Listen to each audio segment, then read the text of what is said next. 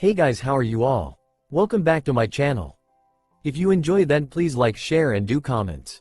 Up in the skies, Cammy looked down on the village of Konoha with varying level of disgust. It only intensified when she saw the latest hunt, the demon mob that were chasing after Naruto. She scowled as she watched them abuse the child. With a disgusted snort, she turned to paper that was lying off on her desk.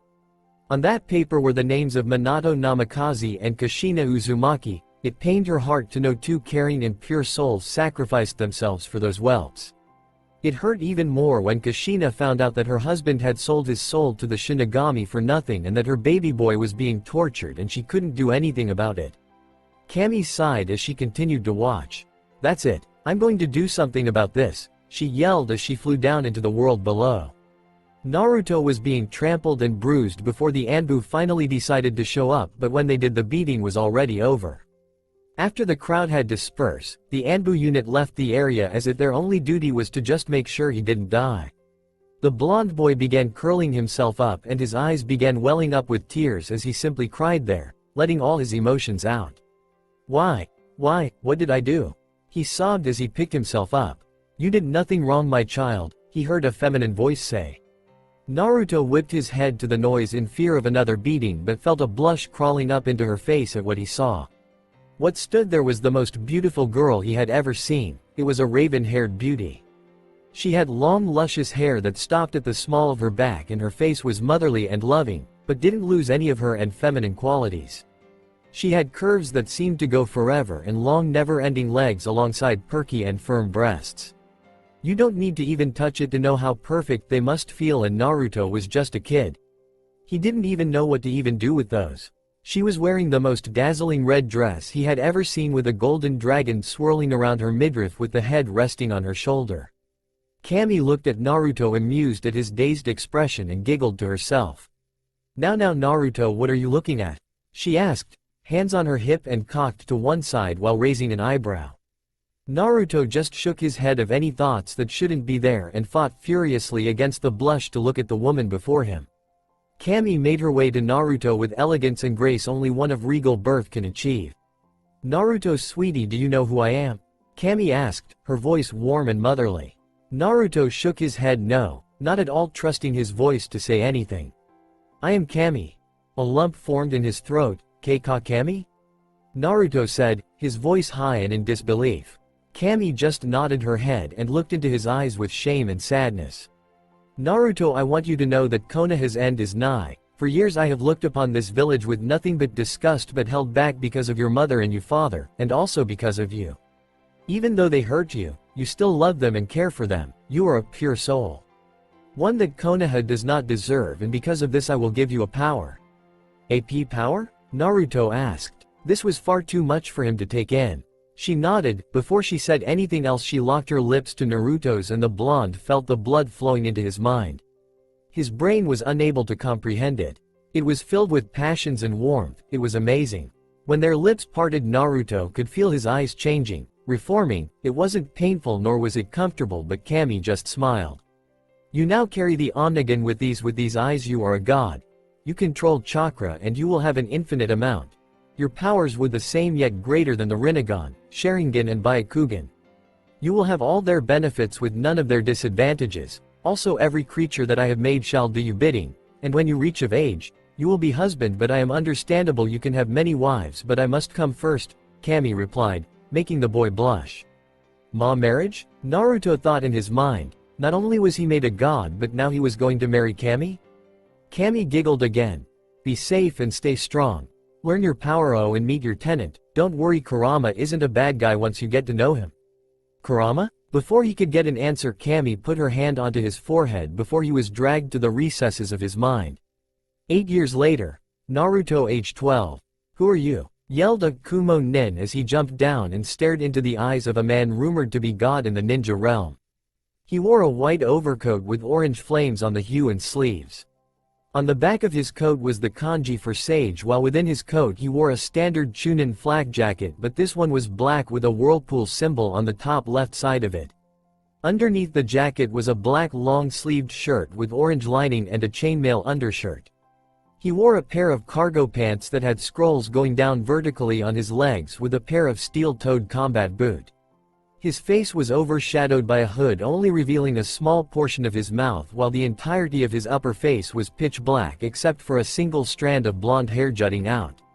But through the darkness one could still this man's eyes as they shone with a bright intensity like none other. His eyes were pure white, the epitome of indifference, as there was 6 black spiraling lines surrounding the center that held a tomo, a single large tomo instead of a pupil where it lay as the dominant one with 6 others that lay on each line.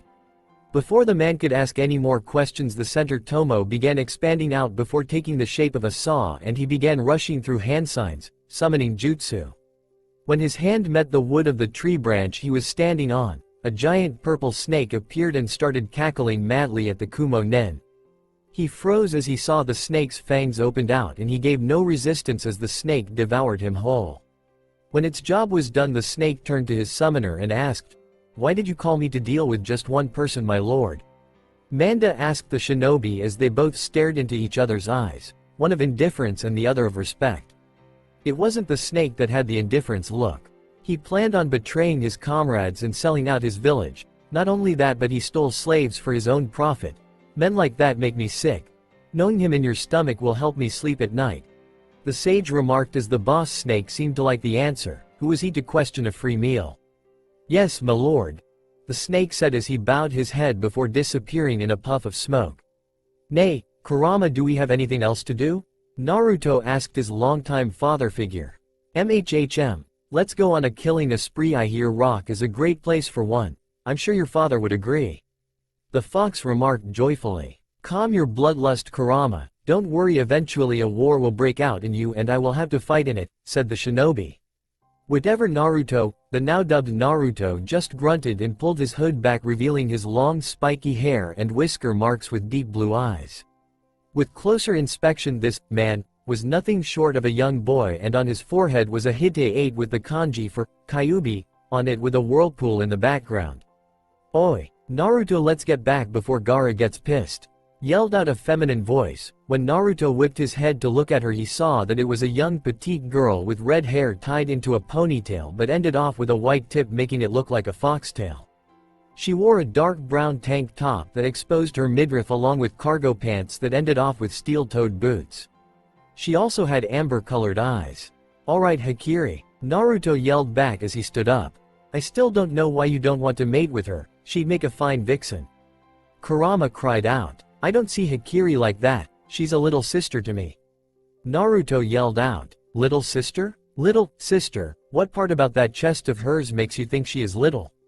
The fox retorted, and it was true, she had a pretty big cup size for her age. C or something. Naruto didn't pay much attention when she was talking about them. "Well, yeah, sometimes I wonder if you're even straight," Kurama said with a sigh. "I'll go back to sleep, ya fuzzball." Naruto shook his head free of the mental link between him and the fox before giving a salute to Hikari and disappearing into the shadows with her. In an undisclosed location, a cave, Naruto appeared next to Hikari as they looked into the dark and damp cave. "How are the others?" asked the male of the group. "Oh, they're fine. Tayuya is trying to find a reason to kill Gaara while Tamari and Kankuro are out looking for Yang," Hikari answered as the two ventured in.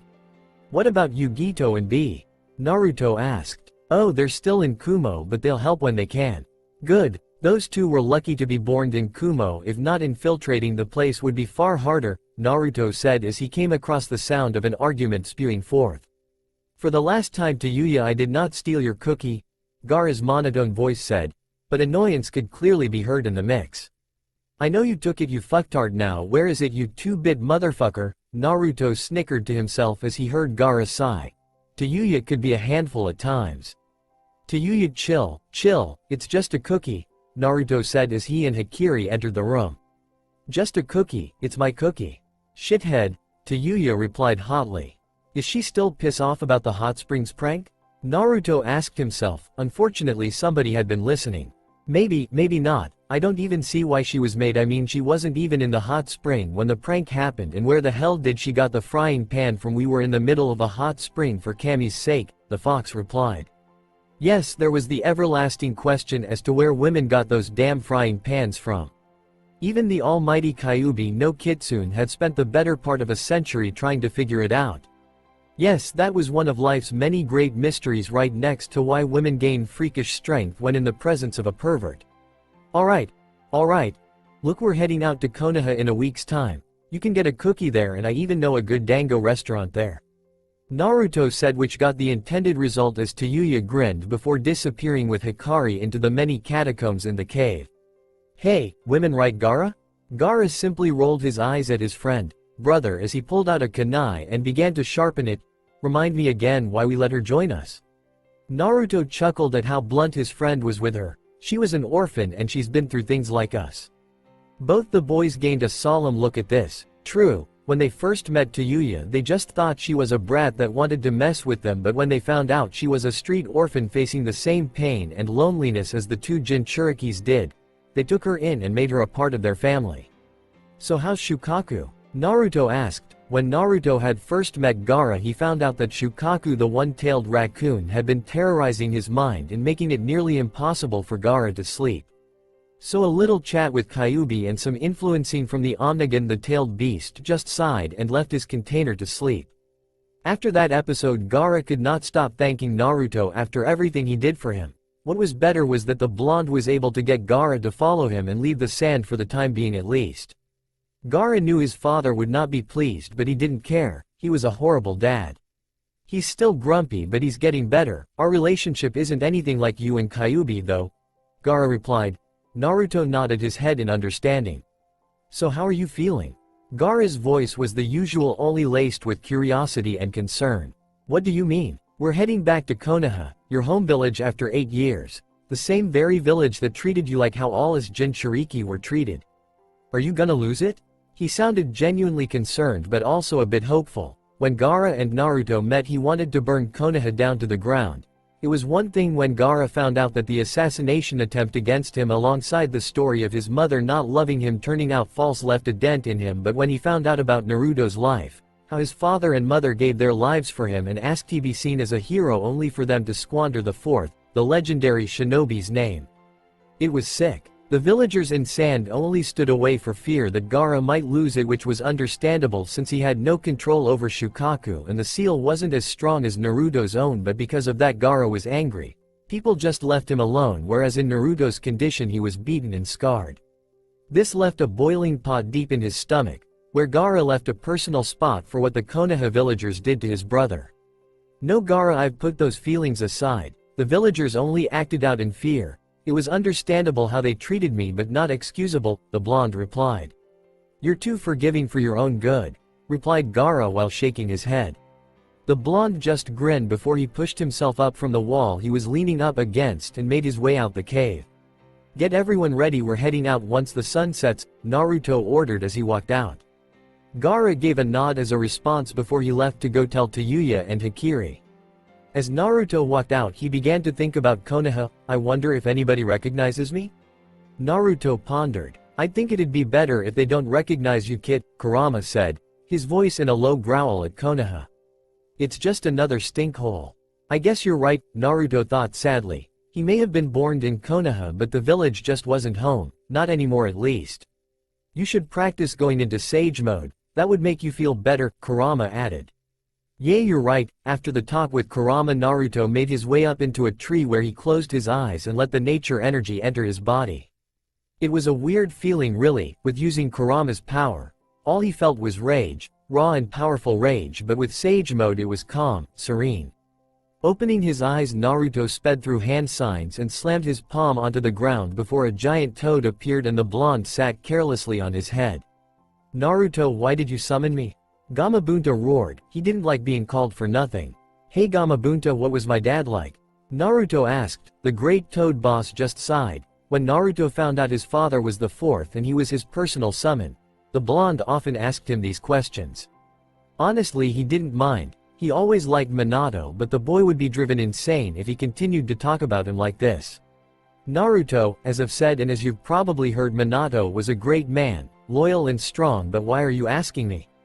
This honestly made the toad boss curious. Naruto usually summoned him in the morning. I'm going back to Konoha, Naruto answered. Hearing a hum from Gamabunta, Naruto sighed. Do you think it's a good idea? The blonde asked. To be honest Naruto, I don't know.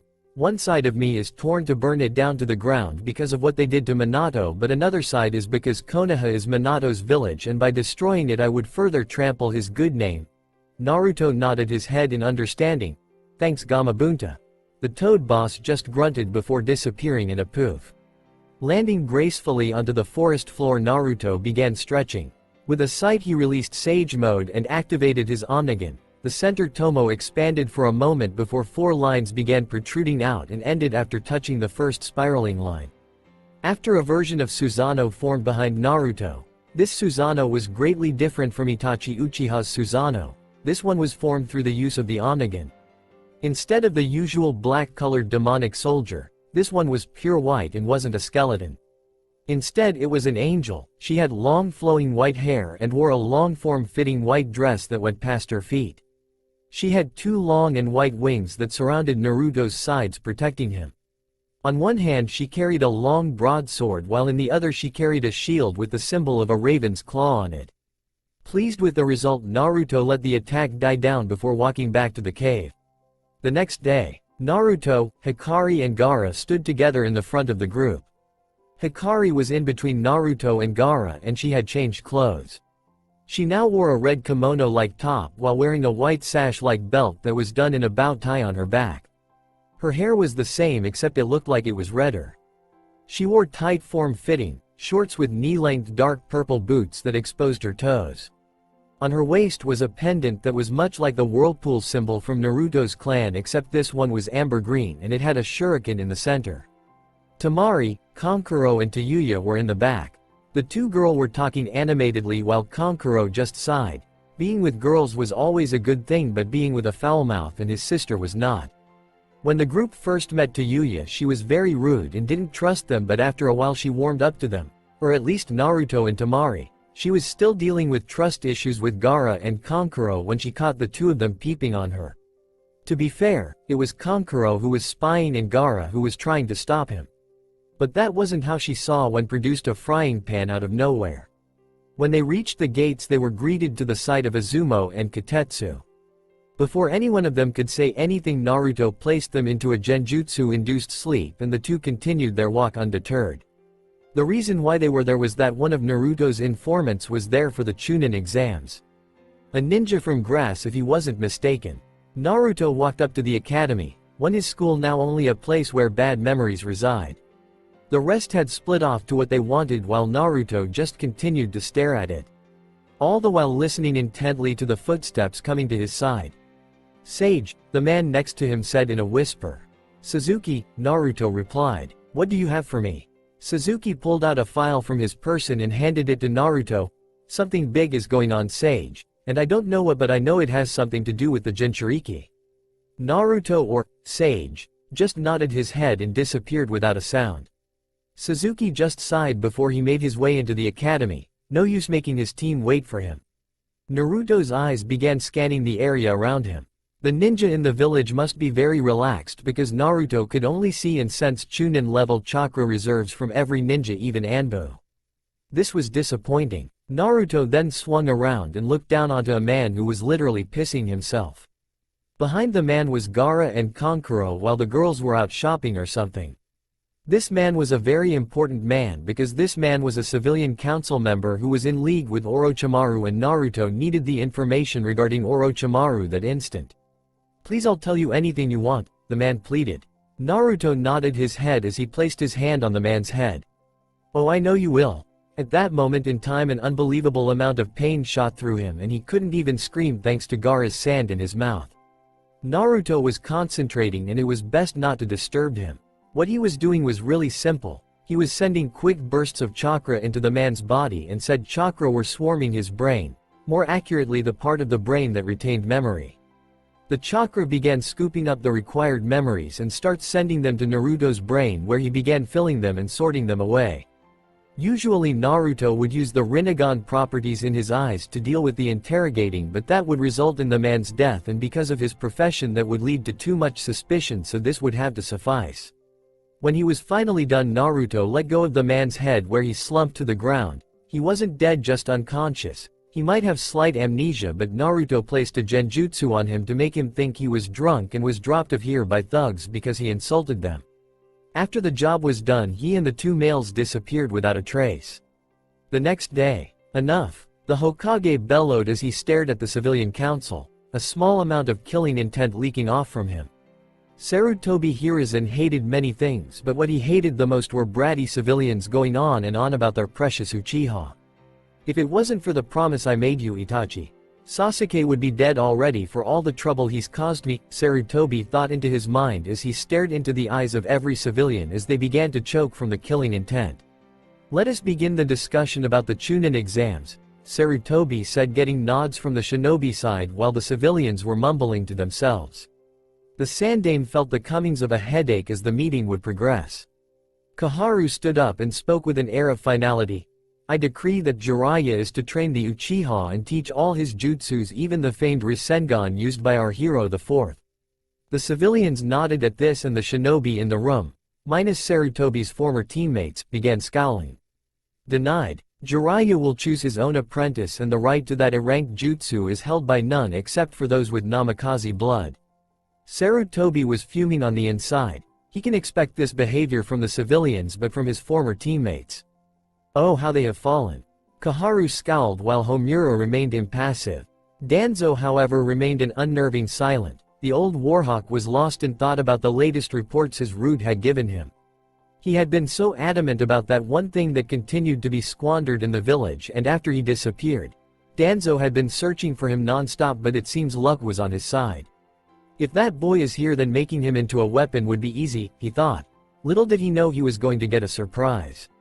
In the Konoha market district, Kiba, Hinata and Shino were walking through the market. They had just finished training and were now looking for food when Hinata caught sight of a peculiar sight. In an old ramen stand there was a man wearing a white coat with the kanji for sage on his back while scarfing down on the famed noodles in Fire Country, and by the looks of the 20 bowls stacked next to him, he ate a lot of it. Hinata wanted to sweat drop, but she was too shy to do that and instead just flinched and walked away, but Shino and Kiba looked at the guy oddly, having never seen someone like that before, was sure something to see. While that was happening, Naruto was busy scarfing down on the beautiful mistress known as ramen. However, Kami, his wife-to-be, would always be glorious. This food was the greatest of all. Ayame and Tucci stood slack-jawed at his impressive eating habit. They had only seen one other person eat that much. Before they could say anything, the hooded figure that was seating on their counter eating ramen disappeared, leaving behind a hefty sum of ryo on the table. Ayame's jaw dropped to the ground at the sight of the amount of money. Look at the amount of clothes I can buy with that, she thought. Tucci, however, was having none of it and quickly scooped up the money before she could even touch them. Back with Naruto. Nay, why'd you take me away? I was eating. Naruto yelled, furious. His ramen time was cut down. Naruto turned his head to see another member of his little group. This member was young. Her hair was a frilly blonde and she wore a dark brown leather jacket with a white blouse underneath and a skirt that ended at her midcalf from the front, while in the back it continued to just above her knees. On her waist was a katana and on her back was a sword christened the Dragon Blade. But there wasn't anything special about it except for a hilt. It had a dragon's head. Naruto, don't you know it's not healthy to just eat ramen, right? She asked with a stern face, which was strange seeing it on a girl at least 1 or 2 years younger. Naruto. Nay, young, where'd you been? Tamari and Kankuro have been looking everywhere for you. Oh, I spotted some slavers and thought I should pay them a visit, she said with a wicked smile, making Naruto shiver. The blonde bowed his head in respect to the slavers, though he hated slavery with a vengeance, knowing that those poor souls who had to face Yang's wrath would be far worse from anything he would do. All right. Let's go, the blonde said as he began dashing off across the rooftops. It didn't take long till they reached the rest of the group. Tayuya and Tamari were talking animatedly, and by seeing them, Yang quickly made her way to them. Hikari was talking with Gaara while Kankuro was looking into a girl's window using a high-powered binoculars. Naruto smirked seeing the male Sand sibling. Kankuro, what poor girl are you spying on now? Some blonde girl. A Yamanaka, I believe, Kankuro said with a perverted grin. Damn, if she had paid more attention to her training maybe she might have spotted you already, Naruto said with a grin. Makes my life easier. Kankuro said with a perverted chuckle only to get bonked on the head with a frying pan by Tayuya. Ero Baka. Naruto could barely keep his laughing in at his friend's misfortune. But soon enough he had to get serious. The Chunin exams were happening soon, and if his sources were right, Orochimaru would be there to get his precious Uchiha, and when that happens he'd have to stop him and maybe work on the Uchiha's common sense a bit. But that would be a secondary objective. Alright guys, let's go. Watch each other's backs, Naruto stated, and the group nodded their heads before disappearing. With Naruto, the blonde was racing through the woods at high speed and landed next to a camp in the woods. Very devious. Sand and Sound had placed camps all around the Leaf Village, and all of them were concealed in underground bunkers or caves, and even if any patrols spotted them there were genjutsu users waiting to pounce on them and erase their memories. Naruto, be careful. Genjutsu may not affect you, but they will still dampen your abilities, the fox warned, getting a nod from the young sage. Closing his eyes, Naruto activated his Dojutsu that showed the chakra signatures of everyone in his line of sight. 1, 2, 3.25. This should be easy, thought the blonde as he dropped onto the ground. He landed with a crouch, barely making any noise before speeding forward. His grace and movements were simply a breeze in the air. Silent, not a single sound was made. He stopped behind a ninja and began running through hand signs before whispering, "Heavenly grasp." And just like that, Naruto's eyes sent a spike of chakra into the man's body and began disrupting the flow before it reached the center of its well and burned it all out. The ninja died without even knowing how. Naruto smiled as he walked off and met another ninja, Sand. He didn't need to die. In this situation they were victims. Gaara would agree. He walked forward and tapped his shoulder, making the guard spun around and stare into his eyes before he was knocked out by a single whisper, "Tsukuyomi." The man was dragged into Naruto's genjutsu world where he was knocked out. Before he could touch the ground, the blonde grabbed him and pulled him away. He continued on his crouch walk and came across about 10 different men standing outside the entrance to the bunker surrounding a fire. All sound except for 2 who are Sand, Naruto thought as he began analyzing the situation. He would go the sneaky way, but going all out and putting the fear of God into Orochimaru was too tempting, and technically Naruto was a god. Just got to get hitched first. Naruto smiled as he exposed himself to the ninjas. All of them began scattering the moment he stepped out. A few tried to run away and call for help, but he stopped them using a mud barrier. Not that it mattered since everybody else were dealing with the other camps. "Well, this is going to be fun. Well, for me anyways," Naruto said nonchalantly as he pulled out a katana from seemingly nowhere. Ahem. "Seals. Ahem," and took up a stance. The group of Sound ninjas started to gain scowls and pulled out their kunai, overconfidence written on their stances. However, the Sand nin seemed to be hesitant. It seemed they know when they were outmatched. Naruto smirked. 3 Sound nins jumped forward trying to get a hit on the cloaked figure that stood before them, but ultimately hit nothing but a log before the same figure dropped from behind them and in one smooth motion bisected 2, while the third got nicked in the arm. That leaves 7 with 1 that was wounded. Naruto took up a ready stance as another Sound nin jumped forward. Naruto's katana met the nin's kunai in clash of sparks before he took up a stance reminiscent to that of Jukin, only it involved a blade and not his hands. 100 Gates of Hell. Naruto yelled out as his hands moved in a blur. The ninjas couldn't even see where his blade was hitting except for the familiar sound of metal hitting flesh. When the strikes ended, Naruto placed his katana into his sheath that was revealed to be on his waist, leaving the blade only inches out with his thumb before he slammed the blade completely in and making a thump noise. As if on cue, the Sound nin that was attacked started to gain slash marks on his clothes and body before fire burst out of the wounds, incinerating the man before he could even scream. The surviving ninjas all began sweating at this sight. Their opponent was very strong and they knew they wouldn't survive, but if they were to die they would die with honor. The Sound nin from before who got nicked in the arm jumped forward and in a downward slash tried to impale Naruto's head, only for him to sidestep it and push the hilt of his blade into the ninja's gut before pulling out his own kunai and ramming it through the poor pawn's neck and ripping it out. Before the lifeless corpse touched the body, Naruto jumped forward and met another Sound nin with a deadly dance of blades before Naruto jumped away from him and attacked a surprised nin, slicing his head in half before returning and attacking his previous opponent. 5. The Sound nin sent a plea to his allies and altogether the ninjas jumped forward. Naruto had to be careful. He couldn't risk harming the Sand nin. So he pulled back and rushed through hand signs, wind release, great breakthrough. The wall of pressurized air slammed into the Sand Nin, launching them far away from the fight and leaving the 3 Sound Nin for Naruto. The sage dashed forward and rammed his blade into one of the Sound Nin's gut before he sliced his way through his dead corpse and towards the others. The 2 ninjas regained their composure and met the blade with their kunai, only for Naruto to let go it and take out his own kunai. He rammed it into the closest ninja before kicking the corpse into the other, making him lose balance, which is a very fatal thing. Naruto rushed through hand signs as the center tomo of his eyes began expanding into a saw blade, and out came a white flame of Amaterasu that burned away the ninja before he could even scream. With the Sound Nin done, Naruto dashed off to go deal with the Sand Nin. With Yang and Tayuya, "Hey, who are yo Aishk?" a Sound Nin yelled as he was impaled by Yang's blade. "Pathetic," she spat before twirling and impaling another nin. Tayuya was off on a tree using her flute to make the Sound Ninjas fight each other. The looks on their faces when they were being attacked by their own comrades were priceless. The redhead snorted happily as her kill count began to rise. The blonde girl saw this and smiled. Tayuya was the only one who could match her battle-crazed mind. "Hey Blondie, I spotted a hottie not far from you," Tayuya yelled at her. True to her word, a big muscle-toned man appeared wielding a large blade and was staring at Yang with what appeared to be lust, but that was what all Yang saw on men's faces. She felt bile rise in her throat as a look of disgust made it to her face. She turned to Tayuya and cried out her thanks. The redhead acknowledged her with a nod before the blonde turned back to her opponent. He was readying himself in stance. This one was a brute as far as Yang could tell. He would be a worthy opponent.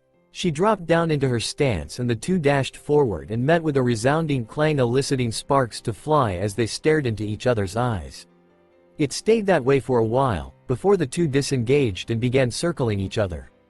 A brief moment of praise flashed through the man's eyes. This young lady's figure betrays her strength. Not many could hold up against him in a duel of power, and this little girl seemed to be the first to be evenly matched with him. Just by that, he knew she would be a hard person to kill. He dashed forward while she remained completely still till at the last second she sheathed her katana and pulled out her dragon blade, where the 2 blades met with sparks. The man smirked. "Do you really think that by just changing sword you'll win?" The man grunted, overconfidence lacing his voice. Yang all but smirked. Perhaps he wouldn't be a worthy opponent.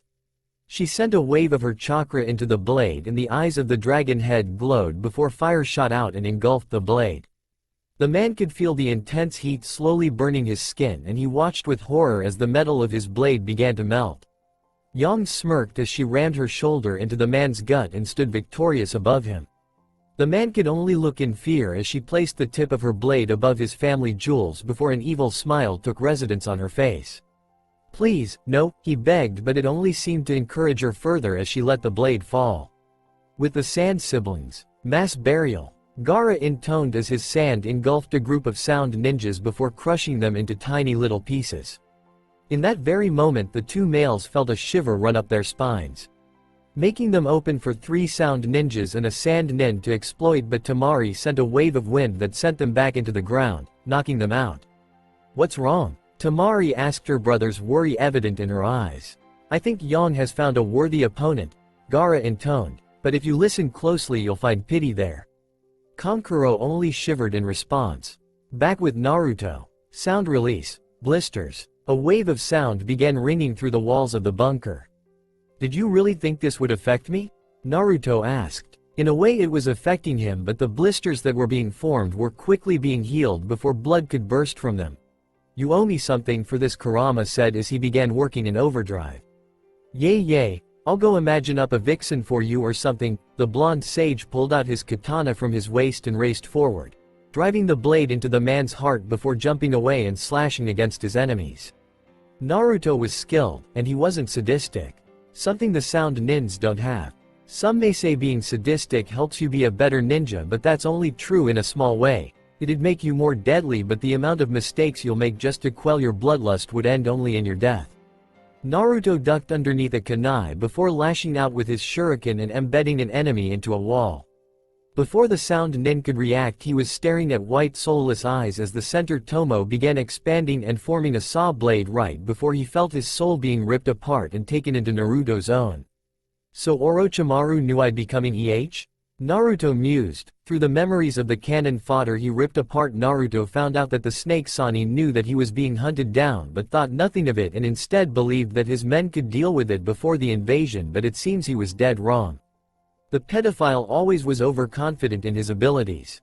Naruto continued to walk down the hallways, swiping the blood of his blade before sheathing it again. He stopped himself when he reached a door, big red double doors. How subtle, he thought before he placed his finger on the door, and using the motion of a simple love tap, the door burst open and collided into the ground with a smash, sending dust and pieces of concrete everywhere. "Ah, so the great and powerful sage has paid me a visit, kukukukuku," the deranged Sannin cackled as the blonde stood in his position. The blonde could feel the chakra Orochimaru was pulsing, thinking as if such a small and insignificant power could match up to his. "You know about something I want," Naruto intoned. "Oh, and what, might I ask, is that?" The pale man was smiling evilly, a certain gleam in his eyes when he saw the Dojutsu eyes that were shining in the man's eye sockets. There had been many tales that came from this so-called sage, most of which were about his eyes. Such a powerful Dojutsu, if Orochimaru were to come into possession of such eyes, immortality would be an arm's reach away. The location and members of the criminal organization Akatsuki, the sage replied before shimmering out of existence and reappearing behind the Sannin, his blade out and against his neck. "I'm asking nicely here. You don't want to see me ask any other way?" His voice was cold and dead, and the Sannin had to suppress a shudder as the cold metal of his weapon pricked his skin, letting blood flow. Acting quickly, Orochimaru performed a sealless substitution jutsu and pulled out his blade, the Kusanagi, and prepared himself for a battle. Sigh. "And here I thought you were supposed to be smart." Naruto dashed forward using only a tenth of his normal speed and met up with Orochimaru with a sideward slash that was intercepted by the Kusanagi. The snake Sannin pushed away from his adversary before performing hand seals, many hidden shadow snake hands. A plethora of snake burst from his sleeves and slithered their way to the sage, only for half their number to vanish in a poof of smoke. "What?" The snake man was shocked at this. "Is this the power of his eyes?" Meanwhile, Naruto just smirked. The technique he used made it so he summoned snakes to do his bidding, but there was a catch. Unlike a usual summoning, these are directly attached to the summoner and uses his chakra to be able to appear, which is why they appear from his hands. By using his ability and cutting of the chakra from reaching the snakes, these snakes will then disappear because of the severed connection, but Naruto was only capable to do a handful, but still, it made work easier for him. Pushing wind chakra into a pair of shuriken, he whispered, "Vacuum blade," sending the shuriken out and transforming them into widespread, lethal fan blades that cut down the snakes before ultimately stopping by a swipe from Kusanagi. Naruto and Orochimaru kept a stare-down going on. Wind release, great breakthrough. A wall of pressurized air slammed into Naruto, but the sage had pumped chakra into his legs, gluing him into position. "My turn." Fire release. Fire Phoenix Sage Fire Technique. A volley of flames were sent to Orochimaru and the Sannin was forced to be on guard to dodge all of them. But his eyes widened when nearly half of the flames he dodged disappeared to reveal shuriken in them. He was lucky to have dodged half of them, but a good number of shuriken embedded itself onto his arms. "Yield," the sage yelled. "Never." Orochimaru yelled defiantly as he raced through a number of hand seals before slamming his palm onto the ground. Out from underneath it came a giant purple snake. "Manda," Naruto smiled. He just signed his own death warrant. "Manda, kill him," Orochimaru commanded, but grew shocked as the giant snake just stared at his opponent and then bowed to him. "What, my lord?" the snake said, his head still low. This on its own made Orochimaru fear the man that stood before him even more. Manda was known for his extreme pride, and for him to bow his head down to anyone would prove his strength. Even Orochimaru had problems when dealing with him. "Hello Manda, can you help me deal with Orochimaru?" Naruto asked the snake. He was however inwardly laughing at the amount of sweat that was rolling off of Orochimaru's forehead. "Yes, my lord." Without another word, Manda threw his head upwards, launching the Sannin into the air before he crushed his summoner in a belly flop. After Manda disappeared in a puff of smoke, Naruto had to hold his sides at the sight of the squashed S-rank criminal before him. "Oh, this is too good." Naruto made his way down onto the small crater of Orochimaru's defeat and looked into his eyes. The Sannin said nothing as he stared into the eyes of the sage as the center tomo expanded and took the form of a saw blade. Before succumbing to darkness, Naruto grimaced. There was practically no real information inside Orochimaru's head other than how to be a pedophile and escape the prying eyes of the Anbu, and since Naruto already knew the latter and didn't want to know the other, he was given nothing of real importance. He turned away and began walking only to be stopped by a rustling of gravel and dirt. Out from the shadows came his little group and as well as Hikari, who tossed a file to Naruto. I infiltrated the Hokage's office and found nothing we didn't already know, but I checked up on the civilian homes and came out with several of them having papers of recruiting assassins to hunt you down. If you look through the papers you'll find the names of the 5 past assassins that we killed chasing you this month, she reported. Naruto hummed to himself. So that's where they came from, he mused before flipping through the papers and frowned when he read some of the names. The Blood Red Huntress? That name piqued Naruto's interest as he had never heard that name. An assassin he has no information of?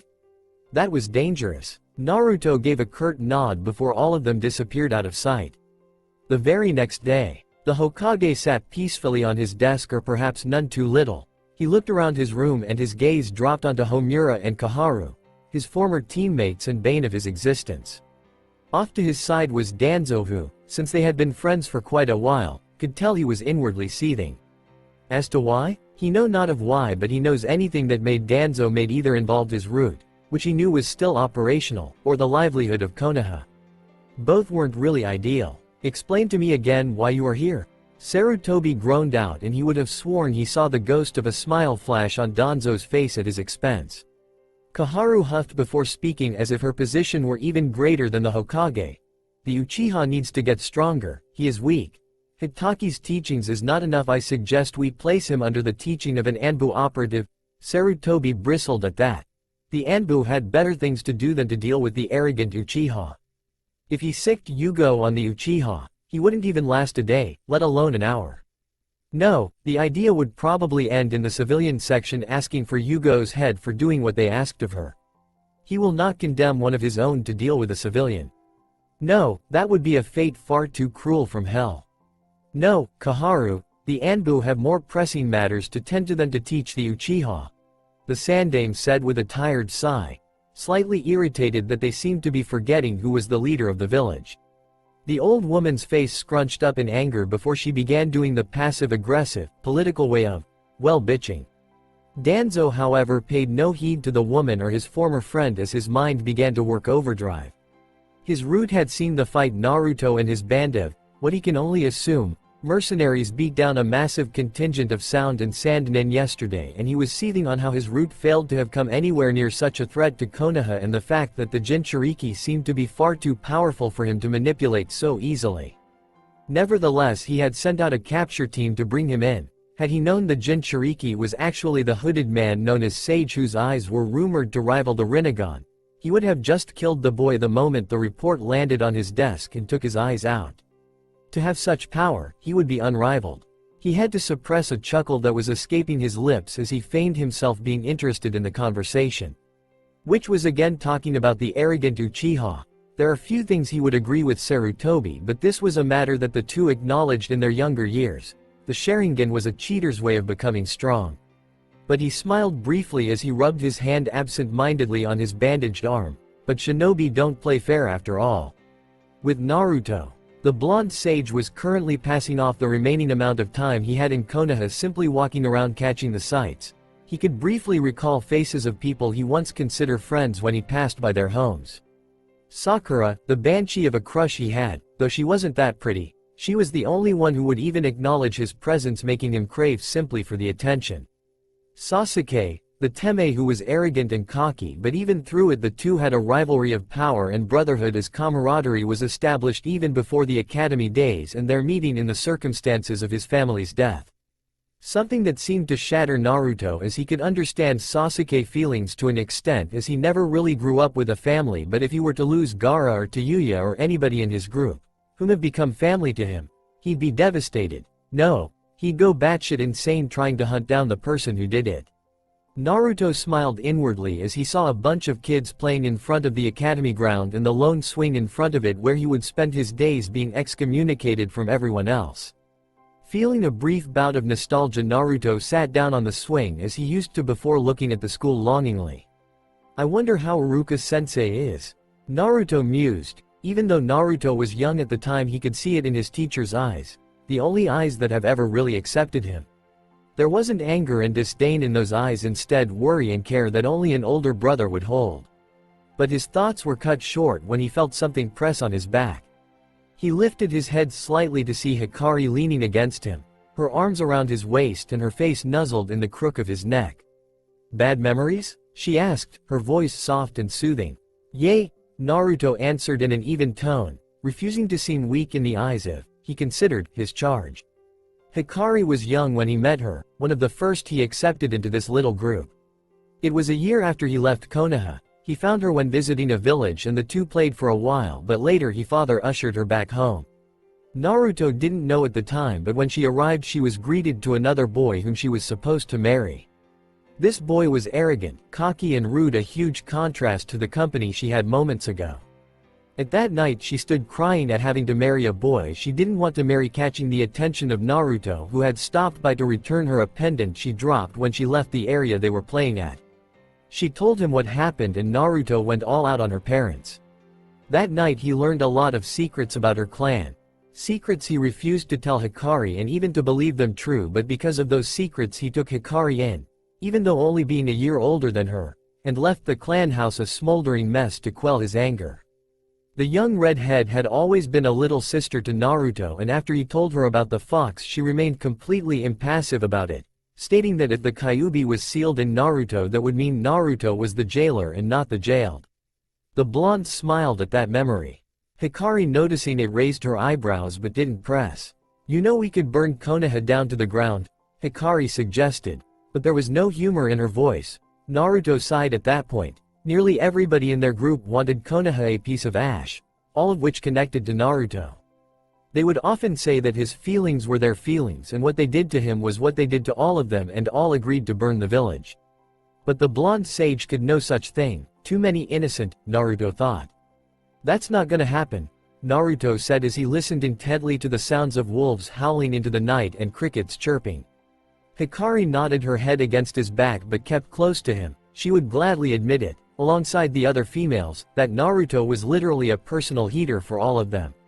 The amount of body warmth he produced was staggering, and it helped during the chilly seasons. Plus the fact that he honestly didn't mind being hugged by any one of them made things far more easier.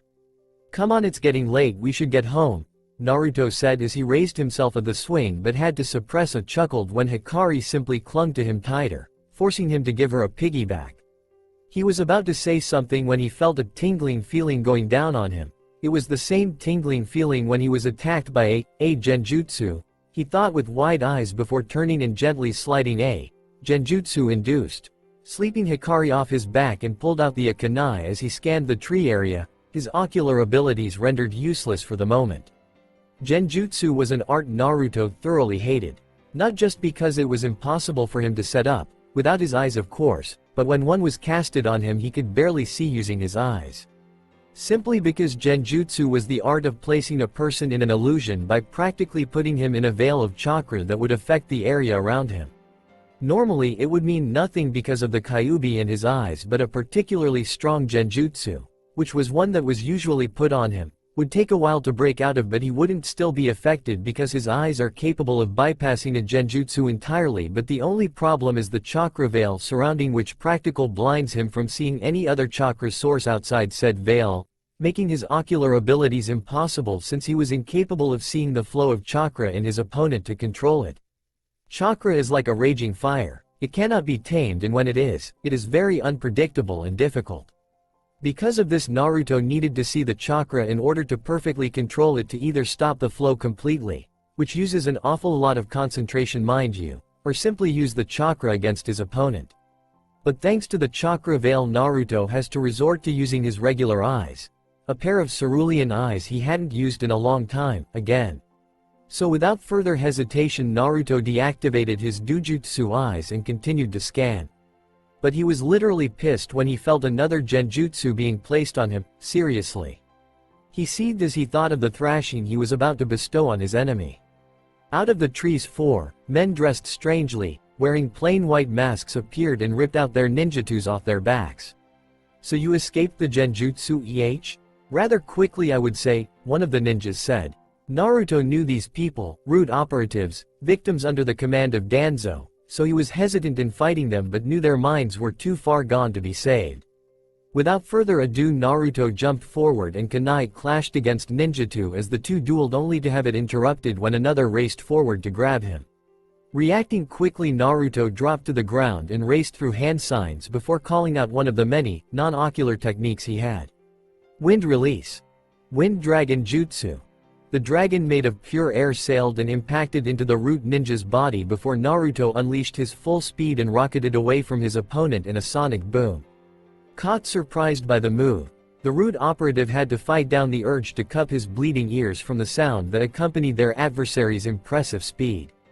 Before anyone noticed, a faint afterimage of pure blonde passed by the group before it disappeared alongside two of their allies. What the? He couldn't finish his sentence as the one who had been hit with the wind dragon disappeared as well.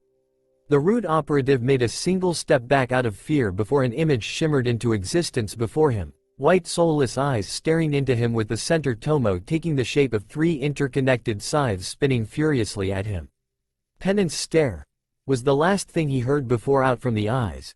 Only one word could explain it: hell appeared. Bright glowing flames burst from his eyes and burned into his own.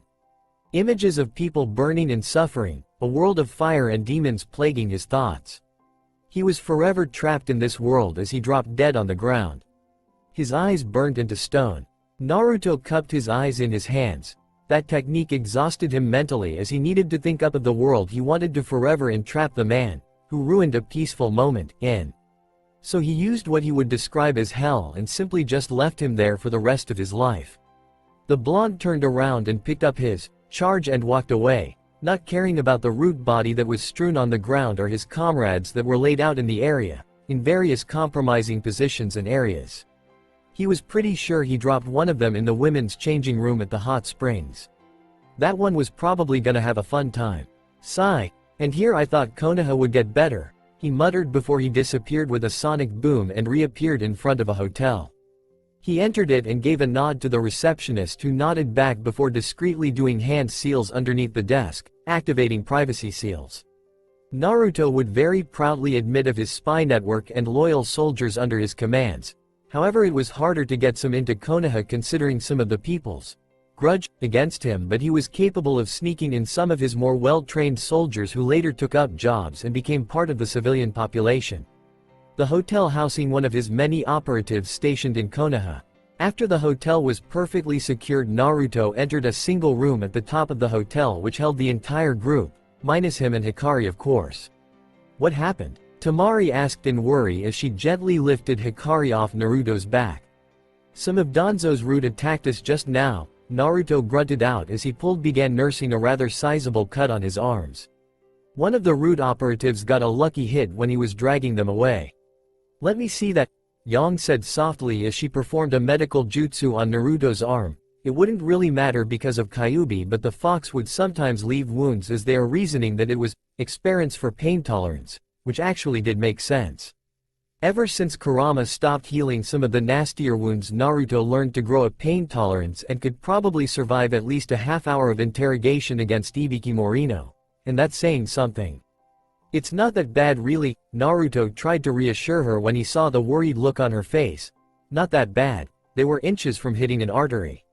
She retorted heatedly as green chakra began forming on her palms. The blonde resigned himself to his fate as he awaited for the jutsu to finish. You know, we should probably deal with Danzo and his root, Gaara suggested. If anything, it'll make things easier for us in the future with our plans of stopping the Akatsuki, Temari added. Naruto just sighed. In truth, he had planned with dealing with Root, but not so soon. He had planned in using Danzo to find Tobi, the alleged Madara, as his wife, Kami told him. Oh yes, every once in a while Kami would come down and talk to Naruto, though she'd wear the skimpiest of outfits to tease Naruto and talk about stuff with him. But Naruto had plenty of other ways to find out about Tobi, but he couldn't ask his wife about it. Her reasoning being, if you are to be a god, you need to act like one and do things on your own. The blonde nodded his head in understanding. His idea to use Danzo was now useless, as Danzo now will probably know he is the alleged sage, the ninja god. The traitorous man would probably be able to piece everything together somehow. There were just too many variables to leave the man alive. Nodding his head, Naruto turned to Gaara and Kankuro. You guys get prepared. Most likely we'd be in for a fight for our lives. It won't be like the Sand and Sound. These guys are trained to deal with guys like us. Nodding their head, the two brothers left to prepare while Naruto turned to the females. They all exchanged knowing looks before looking at Naruto, fire burning in their eyes. To his credit, he didn't flinch. We're going with you, the girls stated in one, except Hikari, who was still asleep. No, his voice boomed, making sure they understood the gravity of the situation. You girls may have proven competent against the Sand and Sound troops, but they were mere cannon fodder. These are trained assassins that put even the Hokage's stem in shame. You are inexperienced and ill-prepared. Naruto looked at Tayuya. You may be skilled in genjutsu, but in your physical area you are merely genin material, making you useless for the close quarters fighting. The redhead visibly cringed when Naruto's blue eyes that once held warmth were not ice-cold, soulless. Naruto turned to Temari. You are no different. While your abilities with windjutsu are among commendable levels, you are useless without your fan and again in close quarter fighting. The blonde lowered her head, not wanting to meet his gaze. Naruto looked to Yang.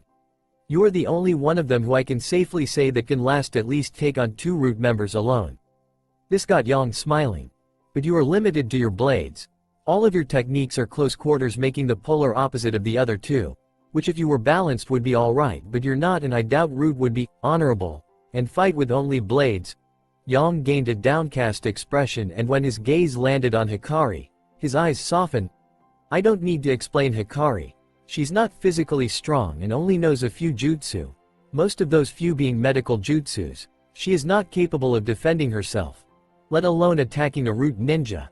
After stating each of their faults, Naruto started casting his gaze to each one, softening as he continued down.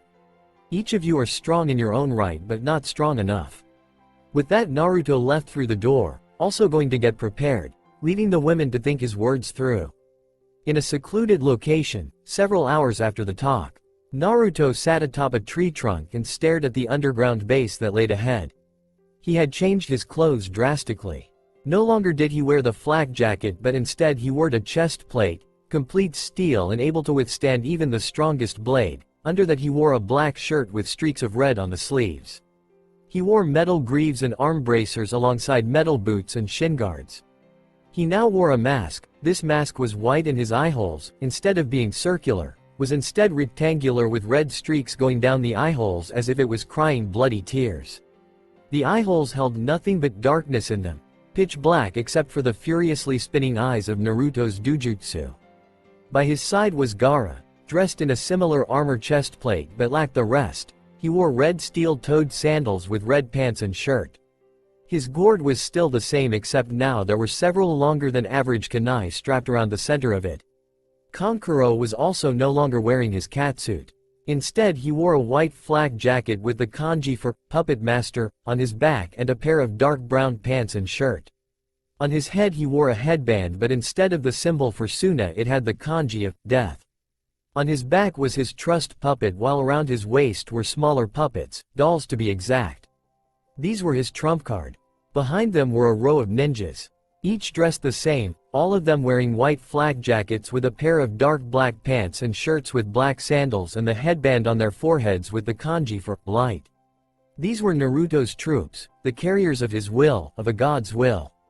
To ensure peace in the land of chaos, that is their goal, that is Naruto's goal, that is the goal of the village hidden in the light.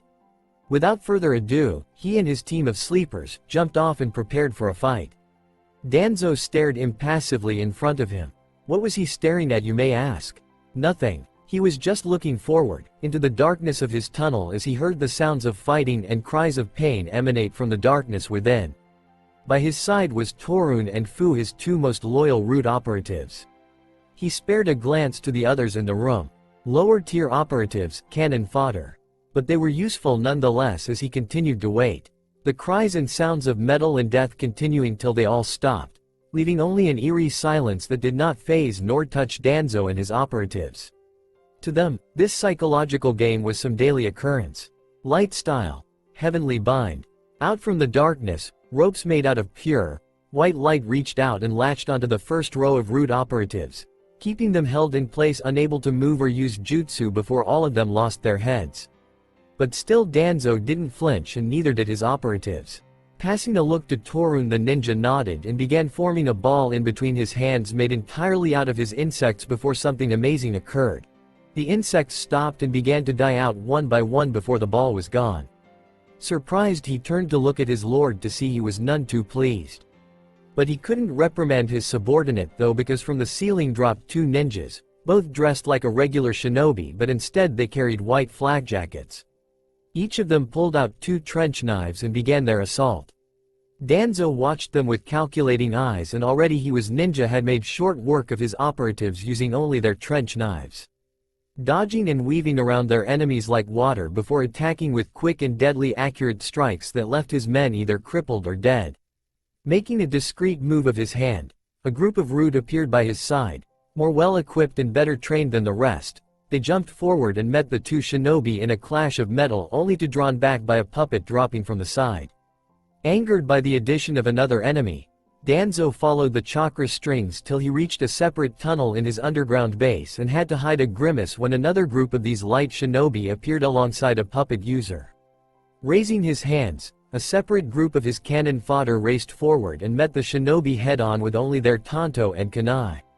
"Where's Tsukikage-sama?" one of the shinobi asked as he dodged a downward strike from one of the root members.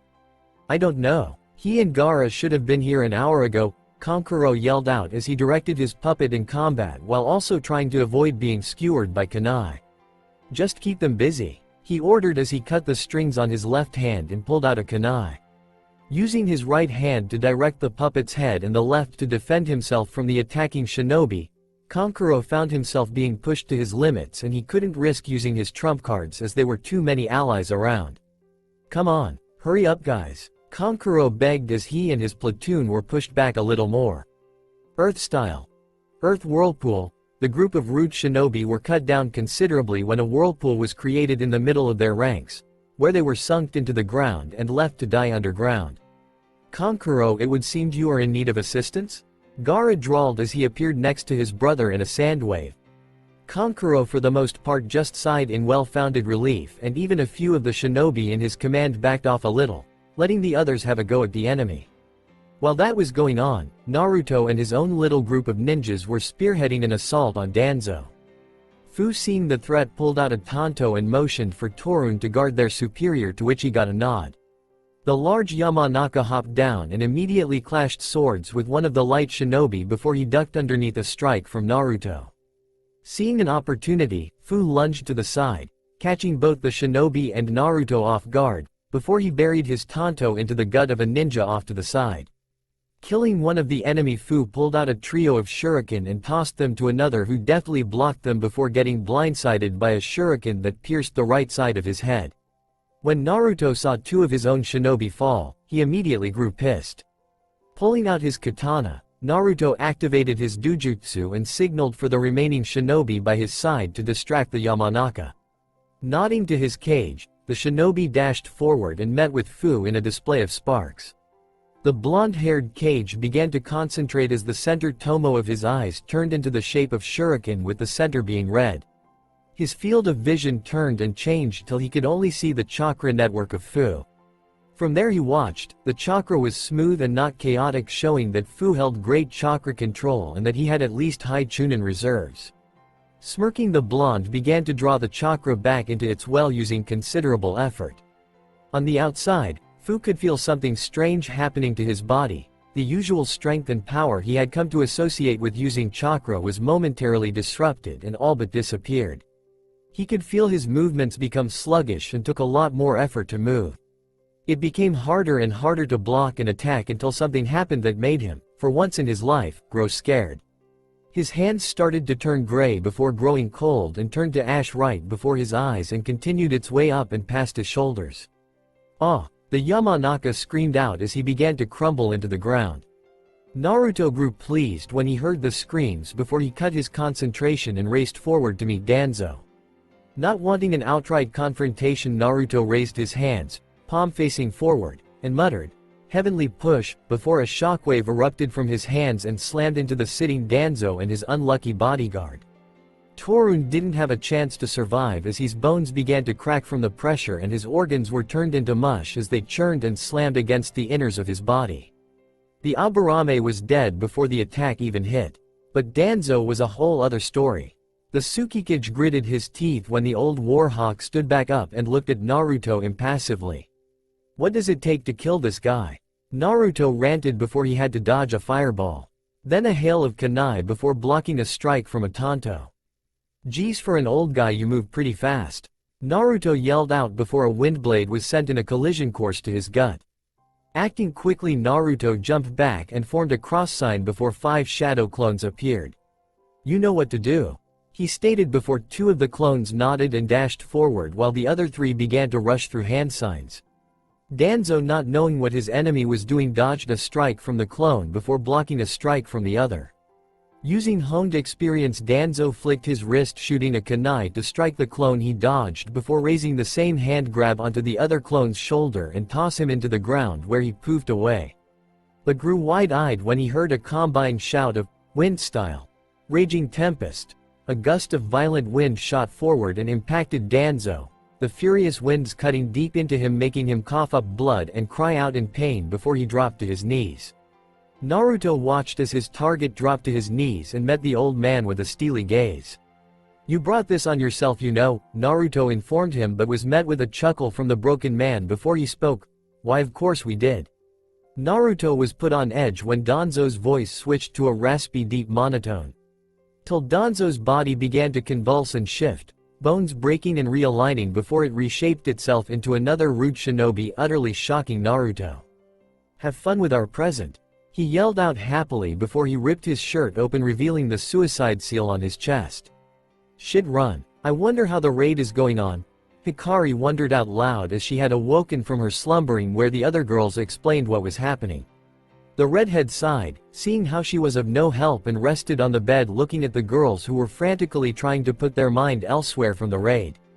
Knowing Naruto, they'd be fine, Tamari said, though she seemed like she was trying to convince herself more than anyone else.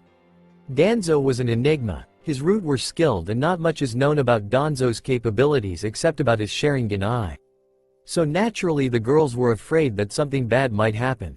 "But I'm sure everything's gonna be alright," Young said, fiddling with her shirt before she heard the sounds of fighting outside. "What the hell is going on?" Tayuya yelled as she made her way to the door, only to be cut short when the door was pulled open to reveal a yellow-haired teen, about 15 or so, wearing the standard Hikari Kagure Chunin flak jacket with black shinobi pants and shirt with arm bracers and shin guards. His Hikari Hite 8 was tied around his neck as he began to close the door frantically. "Daisuke-kun," Hikari said, surprised to see him burst into their room.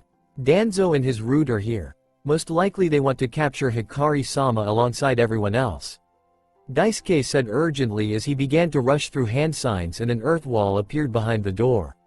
"Root, what are they doing here?" Yang asked as she grabbed her dragon blade and held it at the ready, but had to hold herself back when Daisuke grabbed the blade out of her hands and wagged his fingers in a no-no fashion. "Tsukikage-sama ordered me to watch over all of you, and that's what I'm gonna do," he proclaimed as he slammed his palm onto the walls before a seal began to glow and from the center of the floor an escape tunnel formed. "All of you in there now," he said, his voice stern but pleading. Yang grumbled something about dumb males and views before dropping down the tunnel alongside an equally pissed Tamari and Tayuya. But Hikari hesitated a moment when she reached the tunnel. "What about you?" she asked worriedly. But Daisuke gave a dismissive wave. "Don't worry, I was trained by Tsukikage-sama himself. I'll be fine," Daisuke reassured the girl, but she still didn't feel all that good at leaving him behind, but reluctantly did. When the girls were gone, he sealed the hole up before sighing. "And here I thought I'd have a nice break today," he muttered before pulling out 2 trench knives and dropping into a stance. Not a moment later, the wall of earth which guarded the door exploded and a swarm of rude shinobi entered the room. Daisuke frowned before pumping chakra to his blades and began to weave through the ninjas. It was difficult to say the least, There were too many of them and Daisuke was trained for mid to long range combat, not the up close and personal deal.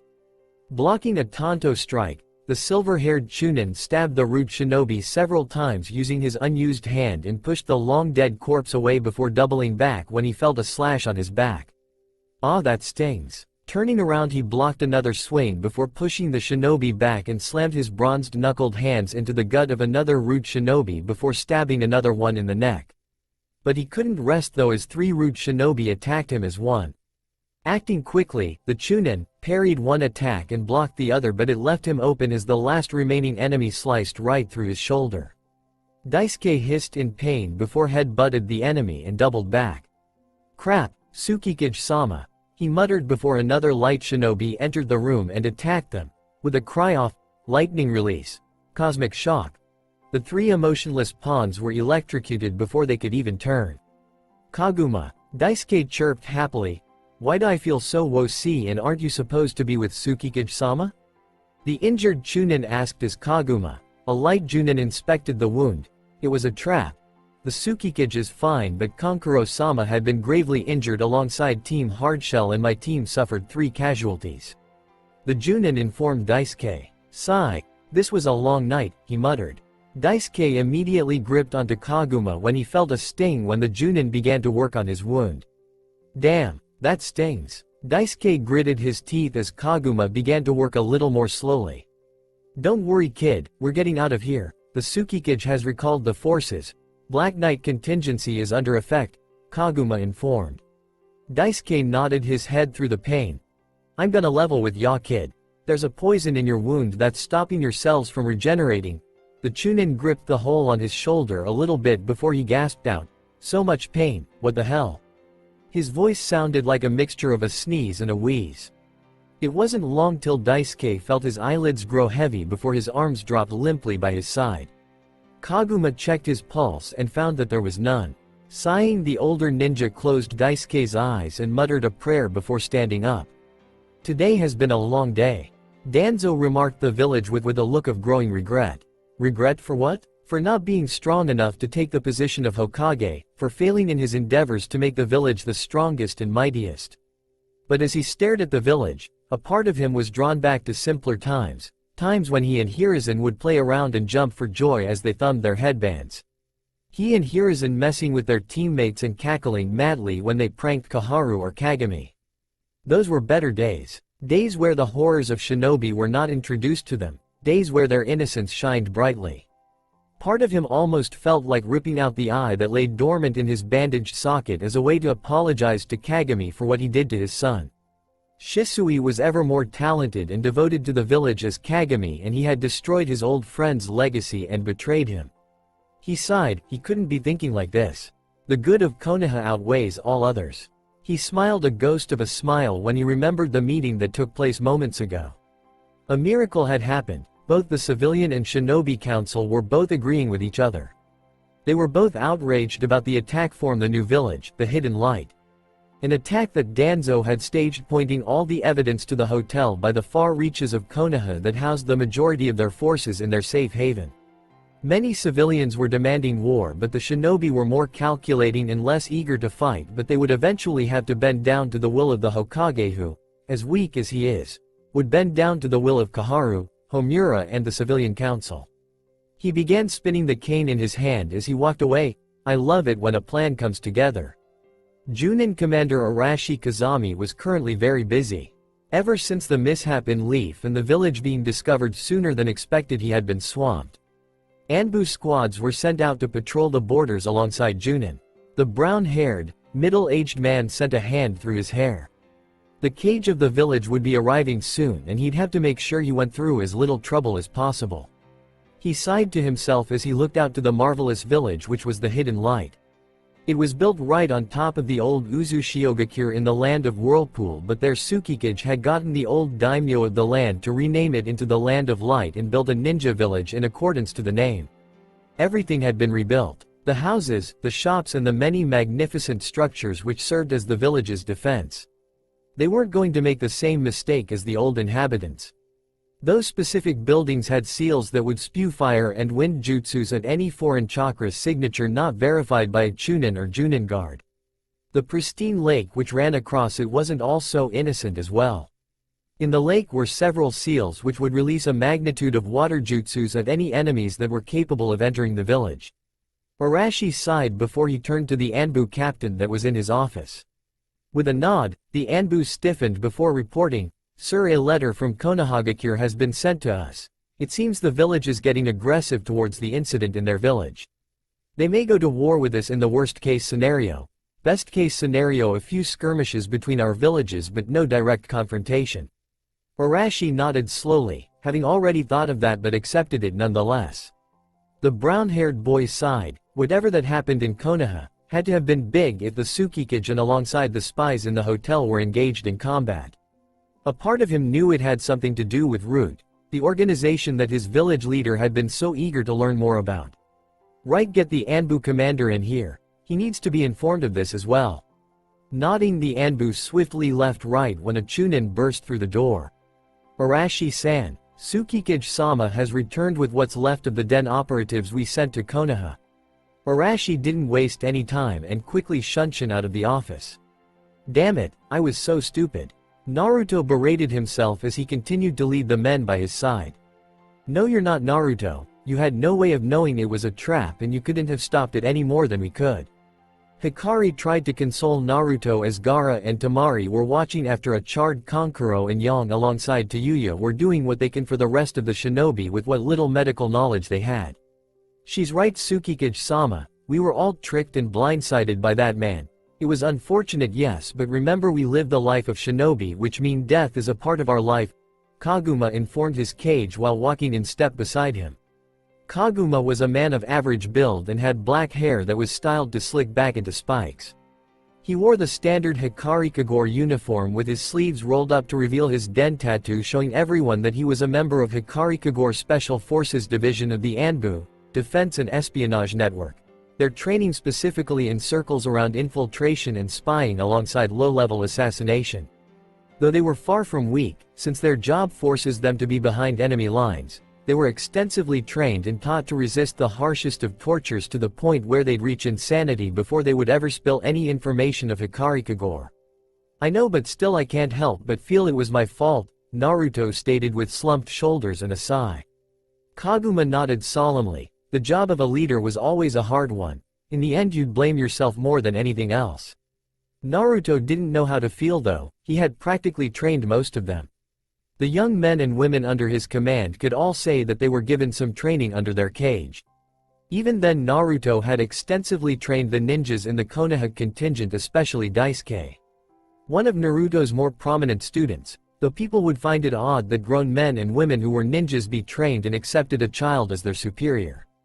Simply speaking, Naruto saved them all. Most if not all were missing nins or orphans and would be soldiers and samurais from burnt and pillaged villages. Naruto had brought them all in, civilians and shinobi alike, and gave them a home and a place to stay. Trained them to defend their new home and was overall a shining beacon for all of them. They would gladly be led by the blonde boy after everything he did for them. Tsukikage-sama. Naruto was knocked out of his musing when he looked up to see Arashi, the Junin commander, calling out to him. What's the situation? Naruto asked as he stared into the eyes of his appointed commander. Not good, Konoha has become aggressive, worst case. War, if not then at least some skirmishes and bad thoughts about each other when we go to sleep, the brown-haired man stated and watched as his leader's calculating eyes began staring up into the sun, showing all there his powerful Dojutsu eyes. Arashi noticed how the middle tomo expanded and took the shape of 3 intersected scythes. He immediately noticed how the seals glowed for a moment before they settled into an eerie blue, indicating that they were set on standby. Arashi's mouth was set into a thin line before he looked back at his cage. We can't risk war, though I may be powerful, I cannot fight an army myself, and our forces and village is still relatively new. Our ninjas may be exceptional strong and borderline prodigies, but they still have yet to gain proper experience. Nodding, the Junin commander knew his job already and went out to try and negotiate peace with Konoha. The blonde sighed before he wiped his face. Well, shit, He walked up to the gates before addressing the Chunin guard.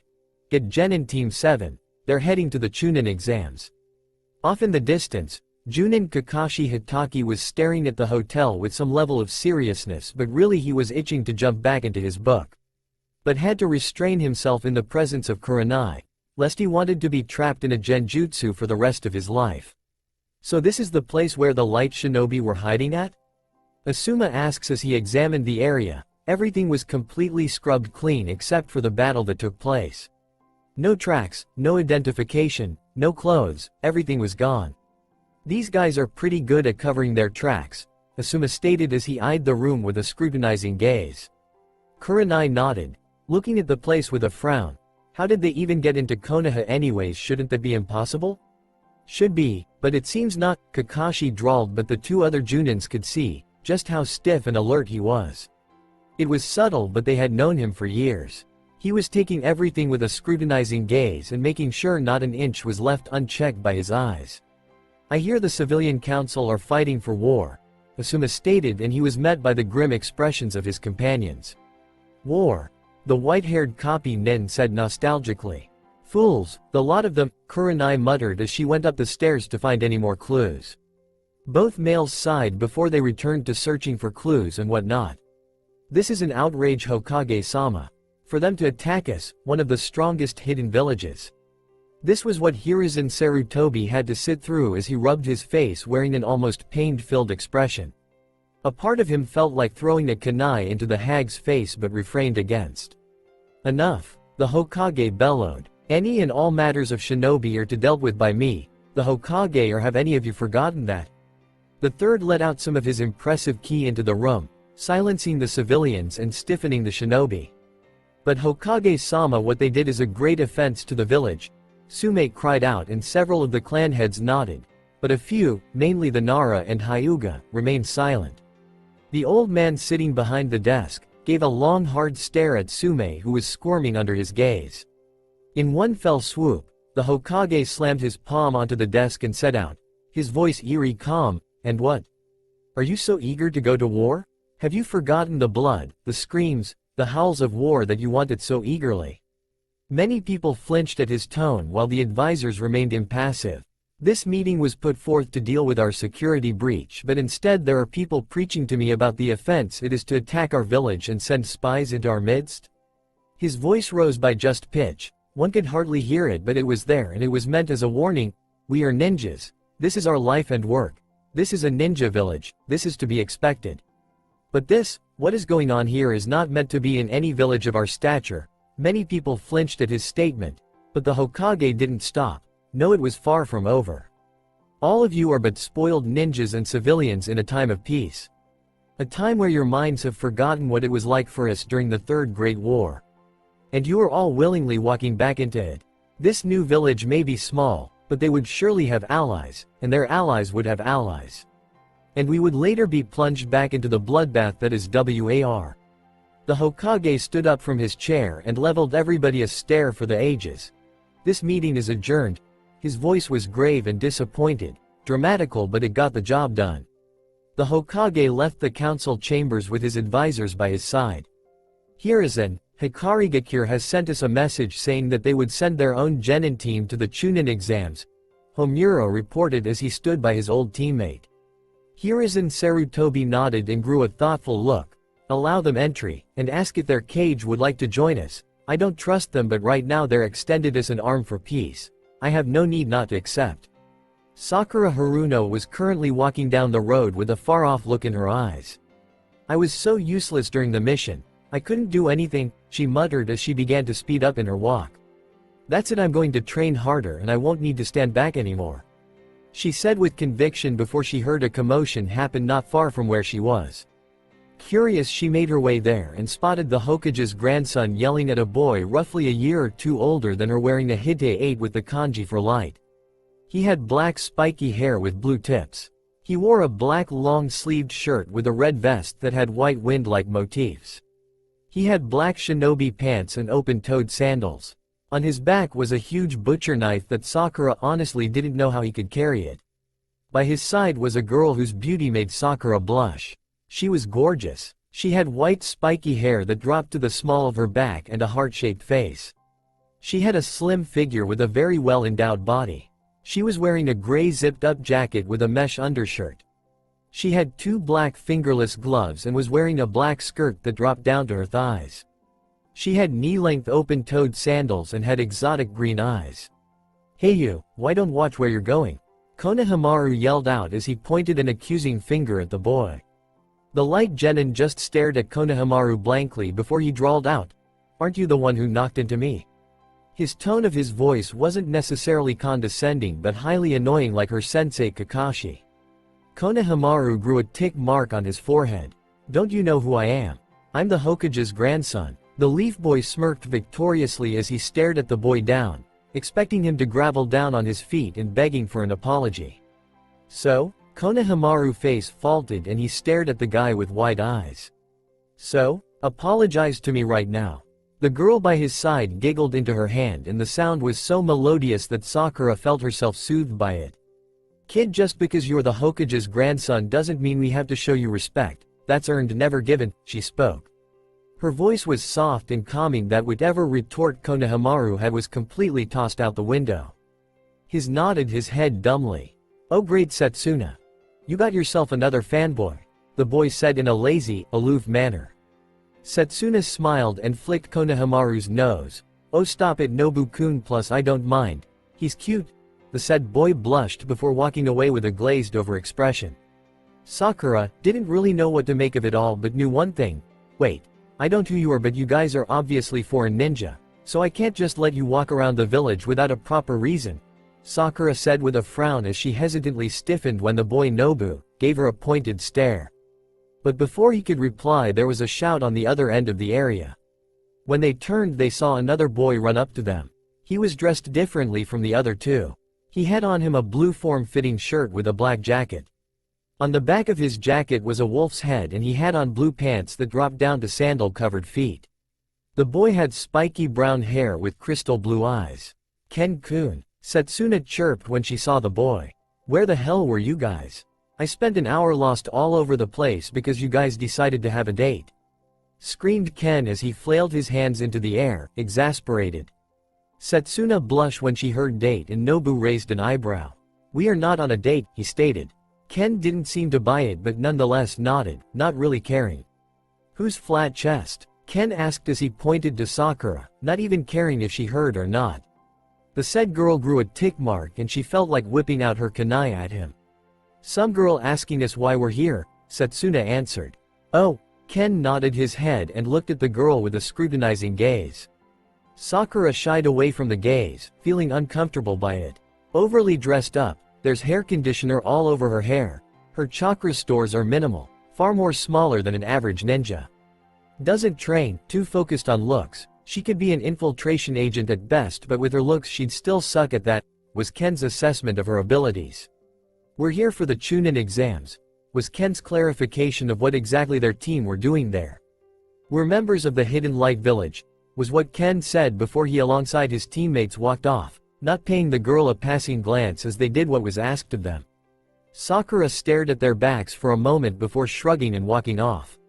Little did she know that Sasuke Uchiha had watched the entire thing with the eyes of a hawk and his gaze was immediately dead centered on the one called Ken. He may not be a sensory ninja but he could tell with just one glance that he was strong. It was how he carried himself, back straight, face set forward and arms at the ready. It wasn't overconfidence that drifted off his aura, it was complete confidence in his abilities, the aura of a person who knows his limits, wherever they may be. "Ken of the Hidden Light. I will fight you and I will beat you," was what he muttered before vanishing. It wasn't long till the group made it to the Ninja Academy where the test was being held. The trip of light genin stared up at the building with something close to apprehension. "You guys understand that we are not supposed to make a scene, right? Relations with the villages aren't exactly at an all-time high, especially with the Hidden Light," Nobu said, his aloof expression gone, replaced with a seriousness that was a far cry to the personality he used earlier. Setsuna nodded while Ken snorted. "Tsukikage-sama himself is our sensei, if anybody is gonna make a scene it would be us." That being said, Ken jumped forward with a cry and raced his way into the first phase of the Chunin exam. Why is he our teammate? Cried Nobu exasperatedly. Setsuna giggled and gave Nobu a kiss on the cheek. You say that now, but I know he's your best friend, Nobu, Setsuna said, and giggled when she saw Nobu blush and the side of his cheek that was kissed was twitching. When Setsuna walked off, she made sure to have an extra strut in her step just for Nobu, who was staring at her hips. What did Tsukikage-sama said about girls? He muttered to himself softly, oh yeah, don't knock it till you try it. Nobu blinked to himself a couple of times before darting forward and stepping into line by Setsuna's side, making sure to stay extra close. As they walked, they failed to notice the eyes of copycat Kakashi and Asuma staring at them. Not particularly boring holes in them, but enough so that they could take in every detail. They seem like normal kids, in fact that Setsuna chick could be your cousin or something, Asuma replied. He gave a glance at his friend to see him staring a minute longer at the direction the light genin walked to before nodding his head. They don't seem that special, besides the mid-chunin reserves and the obvious relationship between that Nobu and Setsuna, they seem like ordinary genin. Kakashi assessed before the two shinobi disappeared to report to their cage. Oh, so much paperwork, the blonde muttered as he stared at the large stacks of paperwork. Usually he wouldn't have that many things to sign, considering all civilian matters were sent to the civilian council heads and all shinobi matters go straight to the shinobi heads and all clan matters go to the clan heads. It was a really organized way to split the paperwork among each other, but lately the young Cage had placed several actions and contingencies into effect and everything was now pushed towards him. The 13-year-old pried his eyes away from the never-ending stack towards his Junin commander, who was standing at the side, idle and at the ready. I can tell you're enjoying this, Naruto muttered dryly, and he saw a wobble of the man's shoulders for the briefest of moments before he returned to his stony facade. You're lucky you're the Junin commander. With that said, Naruto went to work singing all of them individually. He would have made several clones to do it, but the problem was that most of the clones would be unable to copy his signature because unlike the regular clones, his own clones are made with different personalities from the original, ergo, they do things differently from Naruto. So his own personal workforce was currently rendered useless against the paperwork. But before he even reached halfway through the page, he immediately heard scuffling on the other side of the door to his office. When he looked up, he was surprised to see Gaara there. Already knowing what he wanted, the blonde immediately spoke. You may leave to Suna if you so wish, Gaara. I will not stop you, the redhead nodded, but not before saying a quiet, thank you Naruto, before leaving the office. The Tsukikage sighed before turning to Arashi. We may have an alliance with Suna, but that's only if it works out with Gaara and him becoming the case Cage. Arashi nodded at this. But there's still many more issues. If I were to visit Konoha, there is a chance they may discover my identity and may or may not want me back, or simply just immediately go to war. Understanding the severity of the situation, Arashi discreetly moved closer to the desk. I would decline, however, that would seem too suspicious, so I'm going. I'll take extra precautions to make sure I would not be found out. If I were to stay here, the genin team we sent would be left to fend for themselves, and I will not do that. The blonde stood up and walked from the desk to his door. With that being said, I'll be gone from the village, so you'd need to finish up the paperwork for me. With a cheeky smile, Naruto disappeared in a shunshin. Arashi felt his eyebrow twitch and could feel the laughter from the Anbu in the room. Damn it all, he muttered before he stared up at the stack of paperwork. Get the Anbu captain. I have a special assignment for him, Arashi commanded with a gleam in his eyes. These guys are weak, Ken muttered as he stared at the sea of genin in the room. He turned his eyes slightly to see Setsuna playing with her hair and Nobu glaring at all the boys who were staring at her. Ken couldn't help but sweat dropped when Setsuna bended over to do her sandals, unknowingly giving the group of men behind her a perfect shot of her ass. He could practically feel the rage boiling in Nobu as he stared them down, his hands hovering over his kunai pouch. Why are my teammates so weird? Ken cried, anime tears in his head, but remained impassive on the outside. Sasuke-kun. Ken was immediately snapped into attention when he heard a shrill shriek break from the front of the room. He darted his eyes forward to see a group of Leaf Genin all conversing and chatting as if they were gonna win the exams no problem. Idiots, was what the trio thought. While Ken and Setsuna were thinking that, Nobu's statement was more directed to the rain ninjas who were staring at Setsuna's still bent over ass with reckless abandon. Oh, he was just itching to skewer somebody. Ken, seeing red in his friend's eyes, immediately tried to mend things. "Setsuna, can you stop bending over?" The girl looked up at Ken funnily before nodding and straightening herself. Nobu's anger cooled only to spike again when Setsuna crossed her arms under her assets, pushing them upwards where the rain ninjas could stare at them in all its glory. This time Ken cried openly, "What the hell is this shit? Alright you maggots, that's enough." From where he heard the gruff voice of what he thought was a bear, Ken saw their proctor for the first part of the exam, Ibiki Morino. The first thought that went through his head were, is he part bear? And, does he even eat normal human food? Really, the guy looked like he went through WrestleMania 5 times and walked away with the title, Bear-pocalypse. The first part of the exam is about to begin. With no more waiting, Ken pushed himself off the wall he was leaning against and went to take his seat number. 30 minutes of intense monologue later. "What in the name of Tsunadeheim's boobs is this?" Ken cried as he stared at the paper on his desk. What would you do if your squad and your teammates find yourself in an enemy brothel house and in need of medical care? What's more is that all the women want to jump into your pants, so how do you get the aid that you so desperately need while remaining a virgin? Why would we need to know this? Ken whispered, and he sent an incredulous stare at Ibiki, who smirked when he saw it. Anko had a crap ton of fun writing this year's test papers, was what Ibiki thought, shaking his head clear of the image that was not implanted into his brain and immediately set to work. He knew the real reason of the test, so now he could immediately get to work. Making discreet hand seals underneath his desk, he thought, "Kowear me. I have no idea if this is correct. Just so you know, secret technique." Invisible eye. Immediately an almost invisible eye formed by his side and began to hover above the room. Seeing the answers in his new eye, Ken immediately went to work jotting everything down. Setsuna, however, was blushing madly as she read all of the stories. They ranged from intimately private to full-blown embarrassment to answer. Shaking herself out of her stupor, she gave nervous glances to the people around her before she discreetly placed a hand on the bench she was sitting on, and a thin line of black ink formed. It climbed up a person's shoulder before attaching itself to his hand and fingers.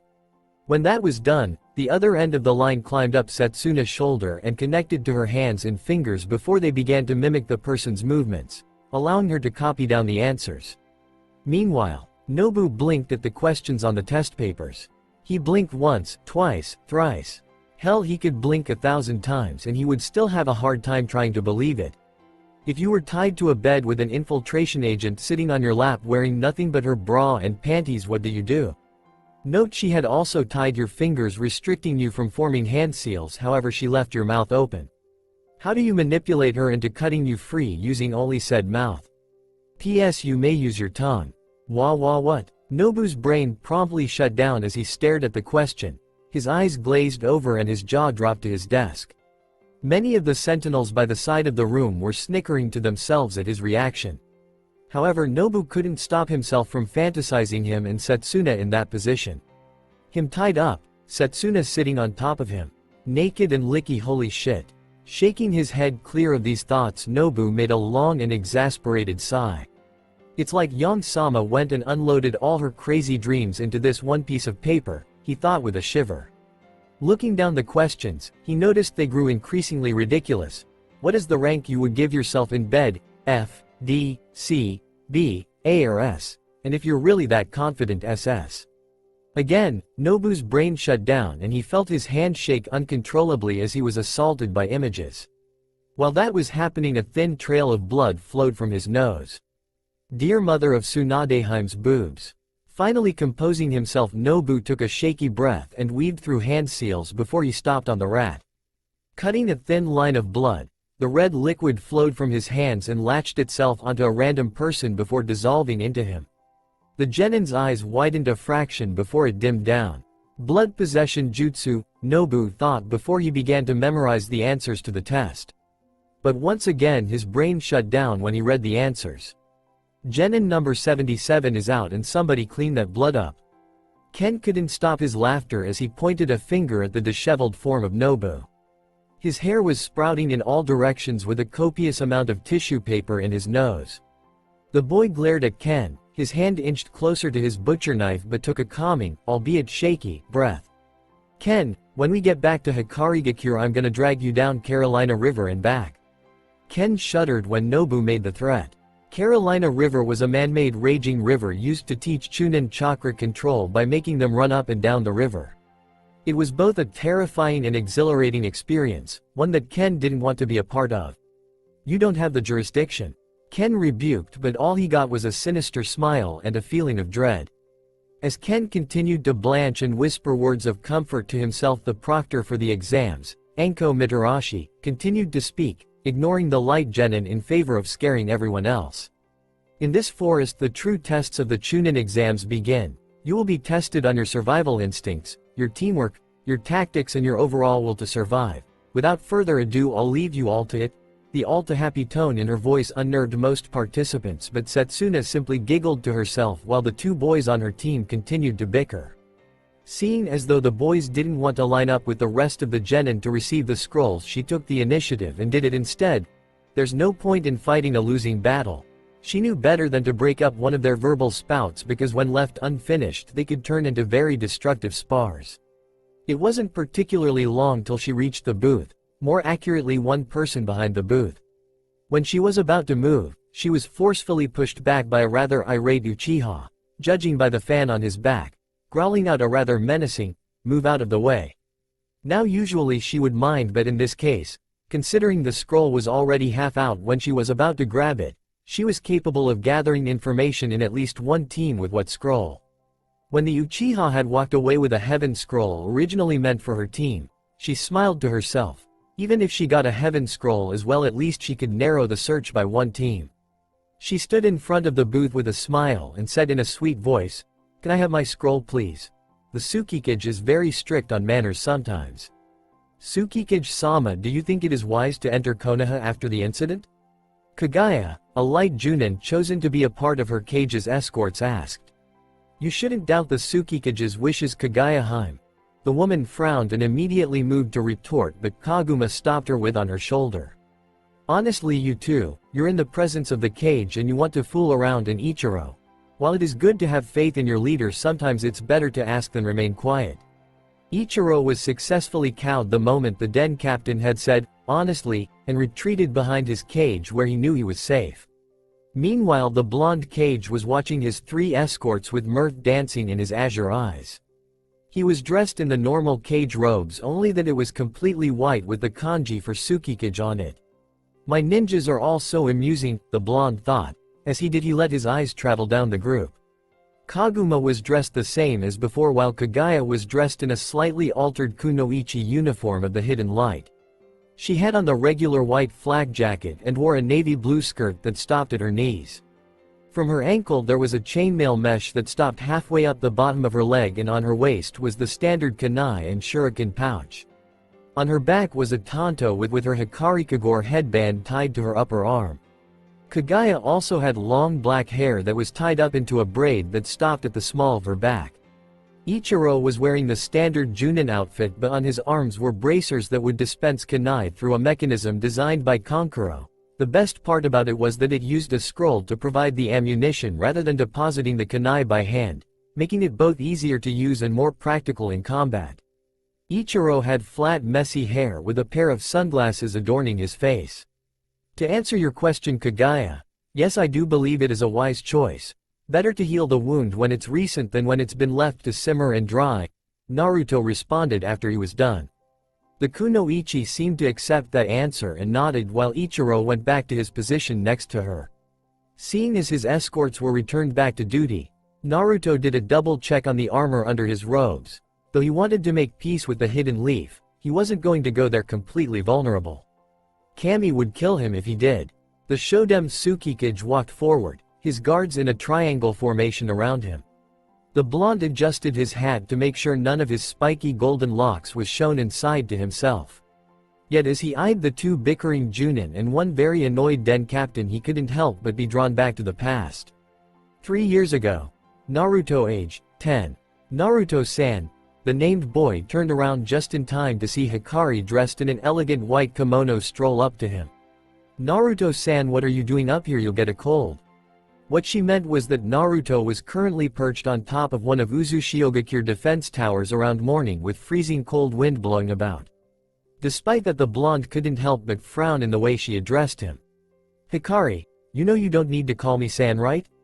The redhead blushed to herself and nodded. "Sorry, it's just, I'm still getting used to the new life and all." Naruto nodded before pulling out a kunai and carving a symbol on the top of the tower. "What are you doing?" Naruto turned to Hikari when he had finished with his carving and answered, "I'm marking which towers need to be demolished. This one blocks a perfect path for those on the east wing to travel to the market district in the center of the village." She nodded, understanding it and seeing the logic on something like that. "You seem troubled." The blonde didn't even bat an eyelash to her statement. It happened so many times he just stopped asking the hows. "This new village we're making, is it right?" Hikari smiled at him, sat down next to him. "Do you feel it's right?" "I don't know, I mean, this place was destroyed during the Third World War, and to just go and make a new village without even developing at least a stable shinobi force is insane. I mean, most of the troops are genin." And he was interrupted when Hikari placed a finger on his lips. Her lips stretched in amusement. "I asked how you feel, not what you think." The blonde boy nodded with a smile, his eyes staring up into the moon with longing in his eyes. "This is where my clan was made, where my mom was born, and where my ties will never falter. I feel that this is the right choice for me, at least. I can't say for the villagers and everyone else that joined me, though." Naruto's face adopted a worried look. The moment villagers and people that he had helped came and asked to take residence in his village, he had been worried, for both their safety and well-being. Hikari frowned and didn't plan on hiding it as Naruto saw it immediately. "Have some more faith in your people." The way how Hikari said, "your people," left Naruto's shock for a moment, and Hikari capitalized on it. "Yes, I do mean, your people, they look up to you, Naruto. You're their hero. They will follow you no matter how hard things get. Just worry about how you lead them and have faith in your people to understand." Having said her words, Hikari stood up and walked away quietly. Naruto continued to sit up on the tower throughout the night, his eyes constantly drifting up to the moon, a small smile playing at his lips. Present day. "Thank you, Hikari," Naruto whispered to himself, so quiet not even the highly trained ears of Kaguma could hear it. Naruto was a proud Kage and he had hoped he had lead his people right. "What are these guys made of?" Ken ducked down underneath of a devastating haymaker before slamming his leg into his enemy's face. His kunai was out and held menacingly at the grass genin, but it seemed his opponent didn't care as he rolled forward and attacked with a horizontal slash. Ken jumped up into the air before calling out his technique, water style, water bullet jutsu. He spat out 3 bullets of water at his opponent, however his opponent successfully dodged them. All a part of the plan, Ken grinned before going through a quick set of hand signs, mud style, mud whirlpool. The mud around the grass genin, which had been caused by the water bullets, churned and swirled to life around him before he was sucked into the ground with a final cry. The light genin sighed to himself in relief. "Ken, look out." The boy snapped his eyes open just in time to dodge a barrage of kunai. "Setsuna." Nobu barked out when he saw that Ken had jumped away safely. The girl nodded before performing a series of hand signs, ink style, ink grapple jutsu. Tubes on her sandals began sprouting out before several large ink arms spread out and tried to grab onto the grass genin. He successfully dodged them, however completely missed Nobu behind him, reeling his butcher knife back. Dance of the Eagle, Talon Strike. He sent his blade forward, striking against his opponent's back, however not to cleave but instead to use as a spring for him to then land a kick on the genin's face before spinning the blade around and into his gut. The 3-man team landed together on the forest floor. Ken was breathing hard while Setsuna was still 100%. Nobu, however, his eyes were cold and calm, his posture screamed, "End it now or I'll end you," and he growling to the last genin alive. The boy looked at the light genin, his eyes fearful and hollow. "You killed my friends," he whispered. He was distraught, that was understandable. "You bastards, I'll kill you." He darted forward, his eyes screaming bloody murder, and within a blink Ken was by his side, his kunai in his gut and a sad smile on his face. "We killed your friends, but now you can go and see them." Ken watched as the light died in his eyes before turning away. "Setsuna, did you find what scroll they had?" The girl nodded before pulling out a heaven scroll. "A heaven? That's lucky." Ken frowned, knowing luck meant bad news. Nobu sent him an agreeing nod before he began walking off. We need to be moved. We're double timing it to the tower. 2-hour breaks and no complaints. This is nothing compared to the conditioning we went through at the academy. The two genins nodded before disappearing, but not before Ken did a simple earth jutsu to bury the grass genin. In death we are all brothers. With a silent prayer for the unlucky genin, the group moved with haste to the tower. They seem well trained, the Hokage muttered under his breath. Kakashi behind him alongside Ibiki. They're just a couple of brats, Ibiki answered, his gruff voice giving no emotion away. Kakashi, the Hitaki prodigy, looked to his friend, batchmate, and raised an eyebrow. Those brats may be brats, but they have a lot of potential, and as it seems by the little show with the burial, they seem to wear their emotion on their sleeves. Especially that Ken kid, I could see it, his heart was going out to that boy who had lost his team, Kakashi reported. At the same time he couldn't help but compare the kid to Obito. Maybe so, but their teamwork could use some work, and their techniques, though powerful, seemed to be slightly off in control, Ibiki retorted, his scarred face showing how he didn't see the genin as a village-wide threat like how everyone else were doing. Yes, it may seem so, the old Hokage began, puffing out circled from his pipe, but they are not registered as enemy nor friend. They are a threat, not because of their skills or abilities but because of whom they are affiliated with. The old man looked up at his subordinates, old and weary eyes turning hard as steel with the glint of a war veteran, a soldier who had been through 2 wars and seen the village from the very beginning. This is more than just us. I don't know why, but when I look at the hidden light, when I see those 3 genin, when I simply wait now to meet their Tsukikage, I can't help but feel something. The Hokage wandered his eyes off to a map, staring at a certain place off past sea country. Hokage-sama? Ibiki asked, slightly wary when he saw where the Hokage was looking. To have chose there of all places to go.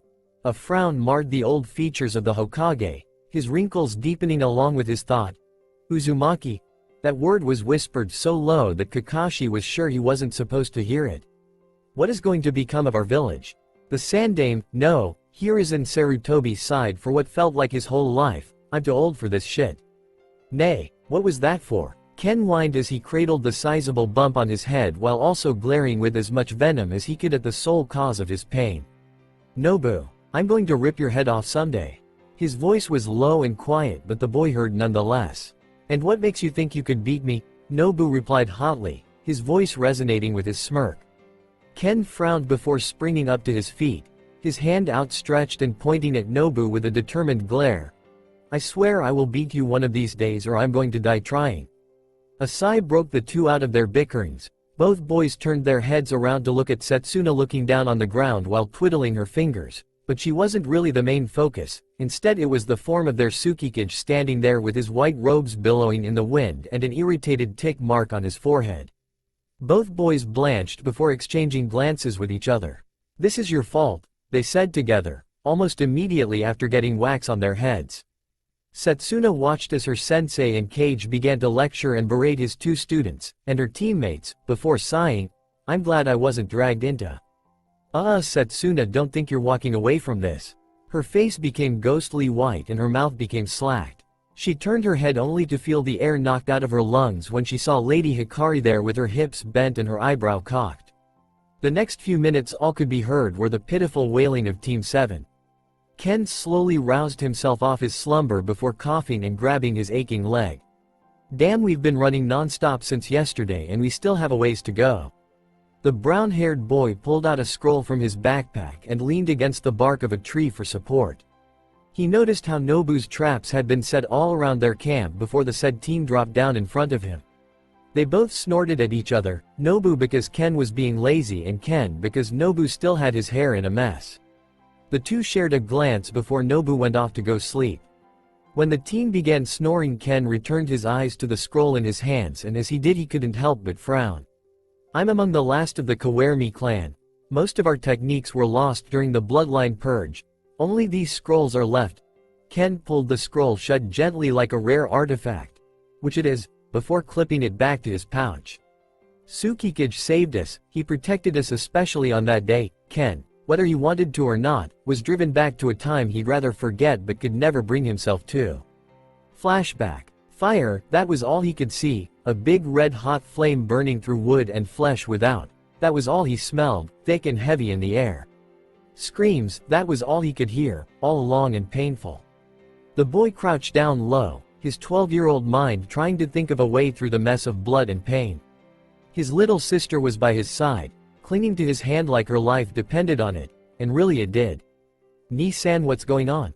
she asked quietly, tears brimming in her eyes as she noticed several dead bodies of family members, bloodied and battered on the ground with slash marks and kunai jutting out here and there. The girl whimpered as one of them suddenly shot up, screaming before he plopped back down, the lights in his eyes completely gone. "Ni-san." She was shushed by a finger when her brother moved forward and plucked one stray kunai from the wall.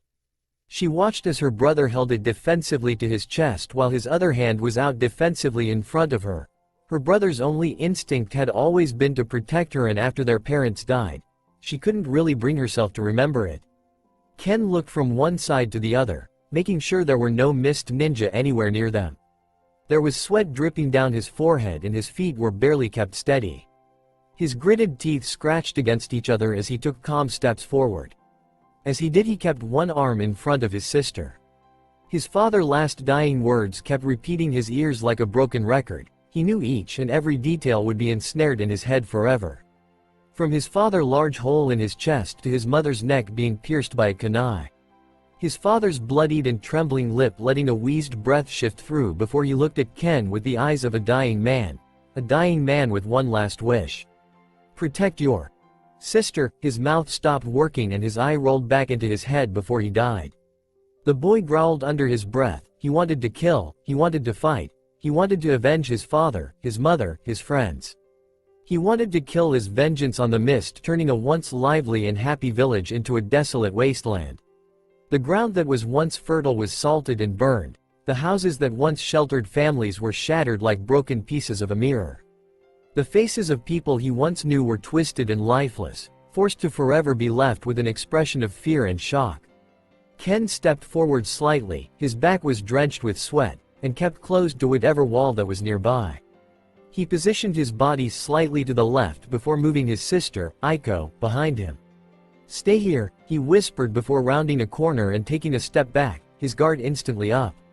There weren't as many bodies on this street as the one he and his sister had just exited, but the blood was still fresh and the bodies had yet to lose their color.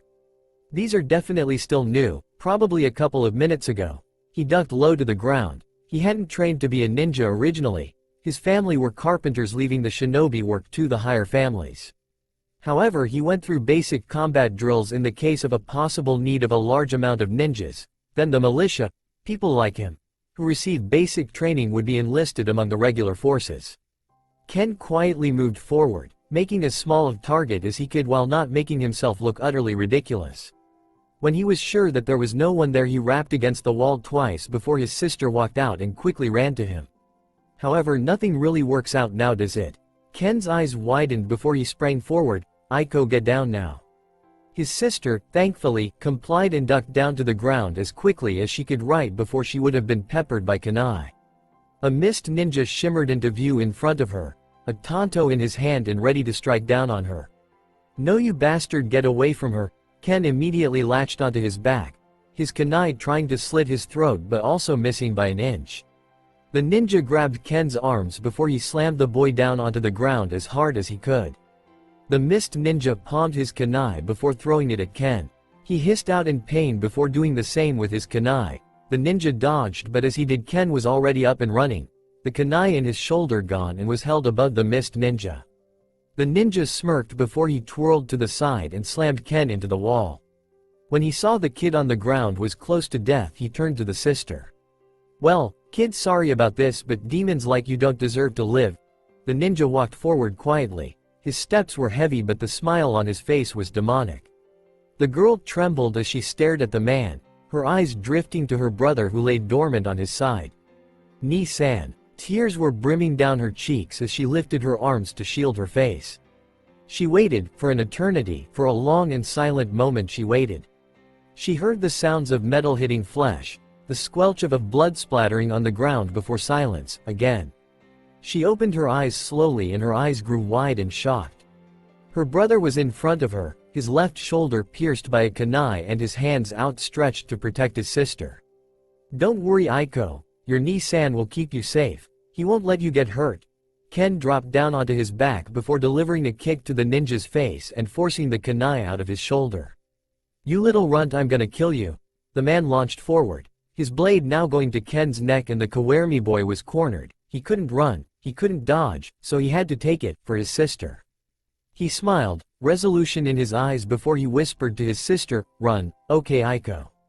The blade inched closer and closer before, clank, the ninja's eyes shot wide open before he was kicked in the gut far more painfully than when the civilian hit him, and was sent spiraling back into the ground. Ken's mouth was agape and he stared at the imposing figure in front of him. He was dressed in a long white haori with the kanji for sage on his back and orange flames licking the helm and sleeves. His face was obscured with a hood, and the man slowly turned to them, his eyes piercing into Ken's soul. "Go, I've rounded as many villagers as I could on the southeast exit. I suggest you go there, besides company is coming soon." His voice was calm and flowed out of his mouth.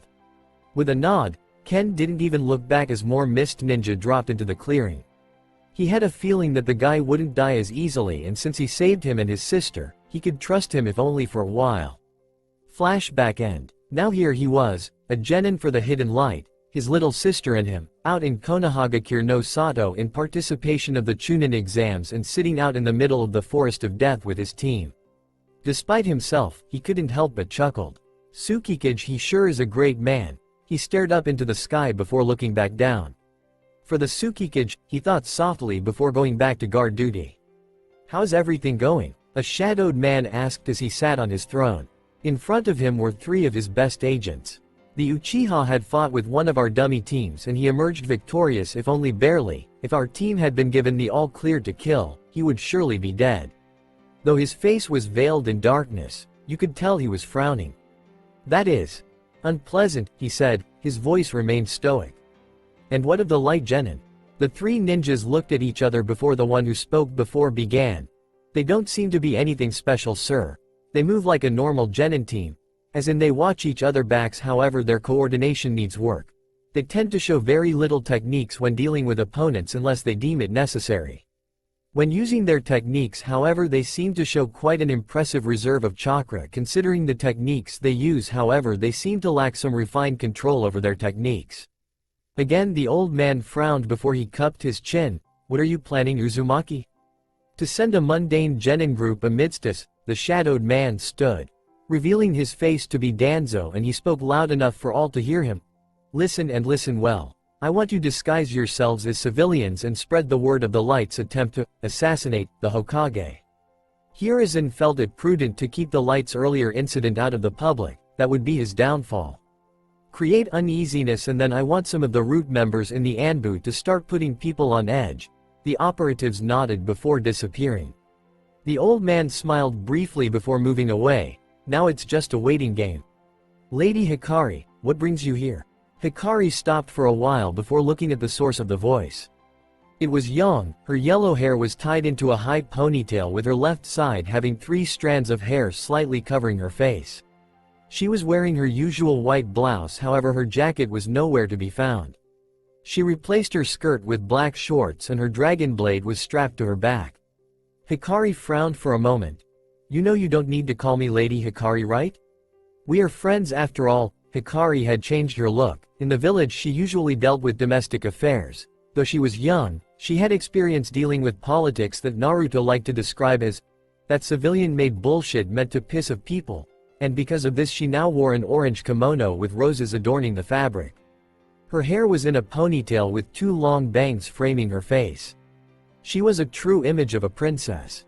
Yang smiled briefly before shifting over. "No can do. I'm part of the regular forces again, so I have to address you properly and professionally." Yang was a Chunin going on Junin in the next month if she passed. She joined up with Naruto and the rest to Konoha to simply complete a job and help out. "Hey blonde cow, you left me with shitty cashier guy." The 2 grills turned around to see Tayuya. She wore a gray vest over a white long-sleeved shirt with black shinobi pants that had white wrappings on her ankles. "Red, you better stop calling me that," Yang muttered through gritted teeth.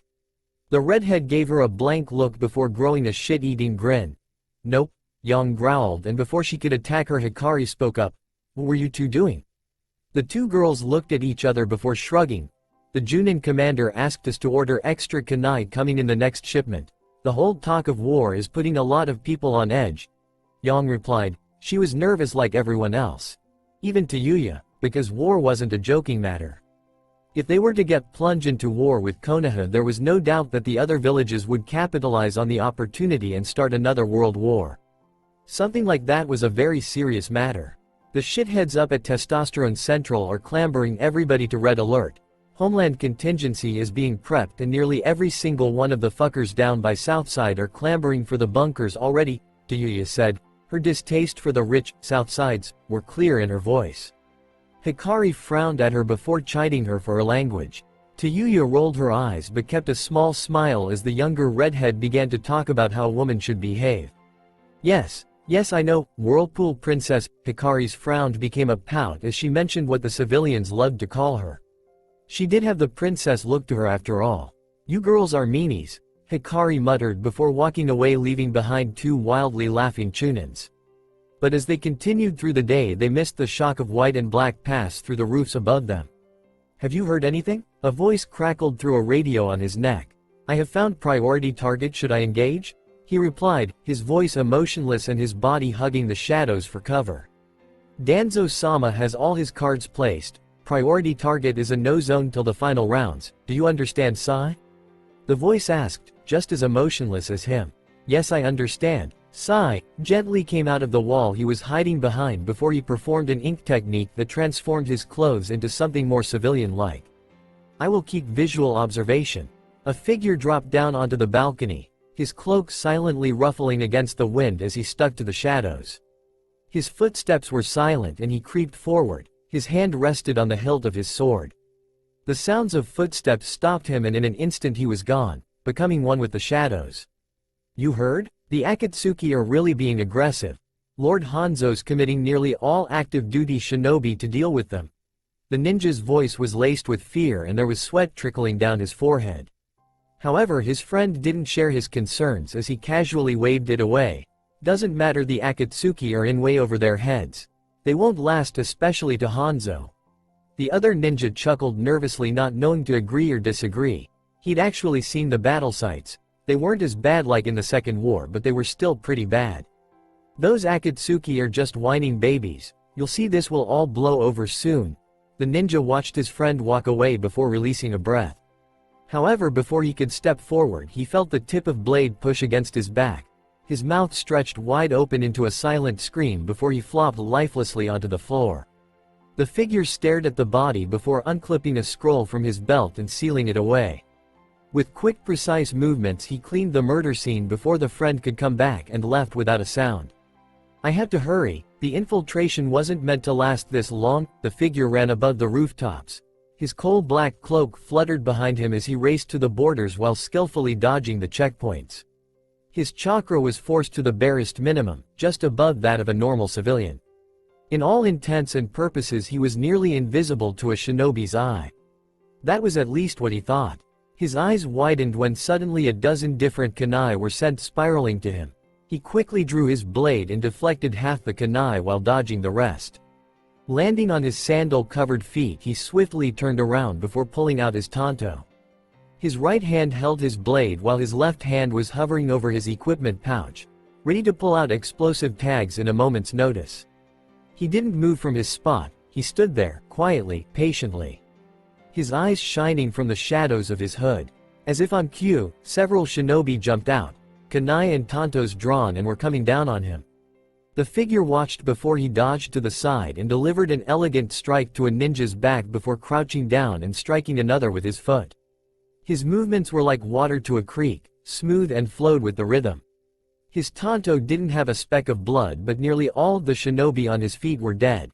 That was how fast his cuts were. His body was twisting and bending to allow him to pass through even the barest of openings before striking his hand out like a snake. The figure ducked low from a strike before sending a knee into his enemy. He jumped back before throwing a kunai into one's head and knocking the feet of a ninja out from under him. The figure formed a single hand seal before calling out, Water release. Water dragon technique. The rain that was dropping all over them suddenly convulsed before they churned and formed a large dragon that engulfed half their numbers. The figure crouched low when the technique died and readied his tanto. But his eyes widened when he felt the body-crushing aura of a man he had hoped to never meet. You are not one of the Akatsuki members, to what village do you owe allegiance? The figure turned and resumed his combat stance, his tanto out threateningly against Hanzo the salamander. I'm not a very patient man, Hanzo said out again, his rebreather muffling his voice a tad bit. The figure slowly stood up, his body language not indicating fear, before unhooking his cloak and letting it flow back and into the sky, revealing the face of a young man with black hair that was slightly messy with spikes jutting out here and there. He slowly brought his tanto up and spoke. I am Kaguma Nagasaki. The village I come from is of no importance to you. His voice was calm and collected, but his back was drenched with sweat. Hanzo chuckled before he said out rather menacingly, my interrogators will have fun breaking you. The man revered in the village of the rain jumped forward and engaged Kaguma with a ferocious strength, and that day would mark the making of a history for both men. The things that they did during that fight would define the men they became. End flashback. Kaguma quietly walked alongside his cage, his hands briefly rubbing his neck where a scar lay dormant. A scar full of memories he'd rather not go back to. The den captain quietly walked beside his cage while also not missing the looks Ichiro and Kagaya were shooting him. Is there something you need, Kaguma? Naruto shuffled next to Kaguma, turning his head to address his captain while also smothering his own aura as he saw how Kaguma sweated a bit when he spoke. He frowned to himself when he noticed that. You give someone unlimited chakra and everyone starts to get scared shitless being near you. The blonde sighed as he awaited for his captain to speak. Tsukikage-sama, I can't help but be against you going to Konoha. I personally hold no ill will to the village, however Danzo. He was stopped when his cage lifted his hand. Danzo is dangerous, I understand, but he isn't dumb. Most probably he'll aim for something discreet when coming after me, and that in itself is suicide thanks to my tenant. Kaguma nodded but still seemed skeptical, however putting trust into his cage's word, fell back into line. Naruto watched his captain go before sighing, he's far too paranoid. Maybe so, but at least somebody is, unlike you Mr. Masochist. Naruto frowned at his tenant's words before barking back, you're the masochist around here. The stuff that goes around in your head is enough to turn seasoned veterans green. Kurama chuckled evilly before replying, that's what it's supposed to do. Naruto felt his stomach churn as he was assaulted with images he'd rather have no part in. Damn you Kurama. Ken, keep close. Ken quietly shuffled behind Setsuna as he watched the proceedings happen in front of his eyes. A genin team from the Hidden Lock village was attacking a single-leaf genin, a pink-haired familiar-looking genin. That's Flat Chest. Ken whispered harshly at Nobu, who continued to watch the scene with a keen eye. However, Ken had received a silent smack on the head by Setsuna when she heard the flat chest comment. Why would Locke send in ninjas to Konohagakure? Last reports we got they were gearing to hold the village by their necks using information they gathered. Setsuna questioned as she stared at Nobu for answers. The teen rubbed his hands on his red vest before pulling out his butcher knife, soothed by the sound it made when it exited the sheath. Nobu spoke. Most probably they're trying to get some more information out of that girl. This exam, or they're just being cocky, Nobu hissed back. Or they could be trying to make themselves look innocent. Like give out a welcoming hand only stabbing you in the back later on?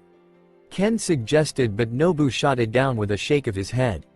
Locke doesn't work like that. They gather information, they don't deal with lies. Well, not those types of lies at least. Ken nodded his head in understanding before looking back at the scene.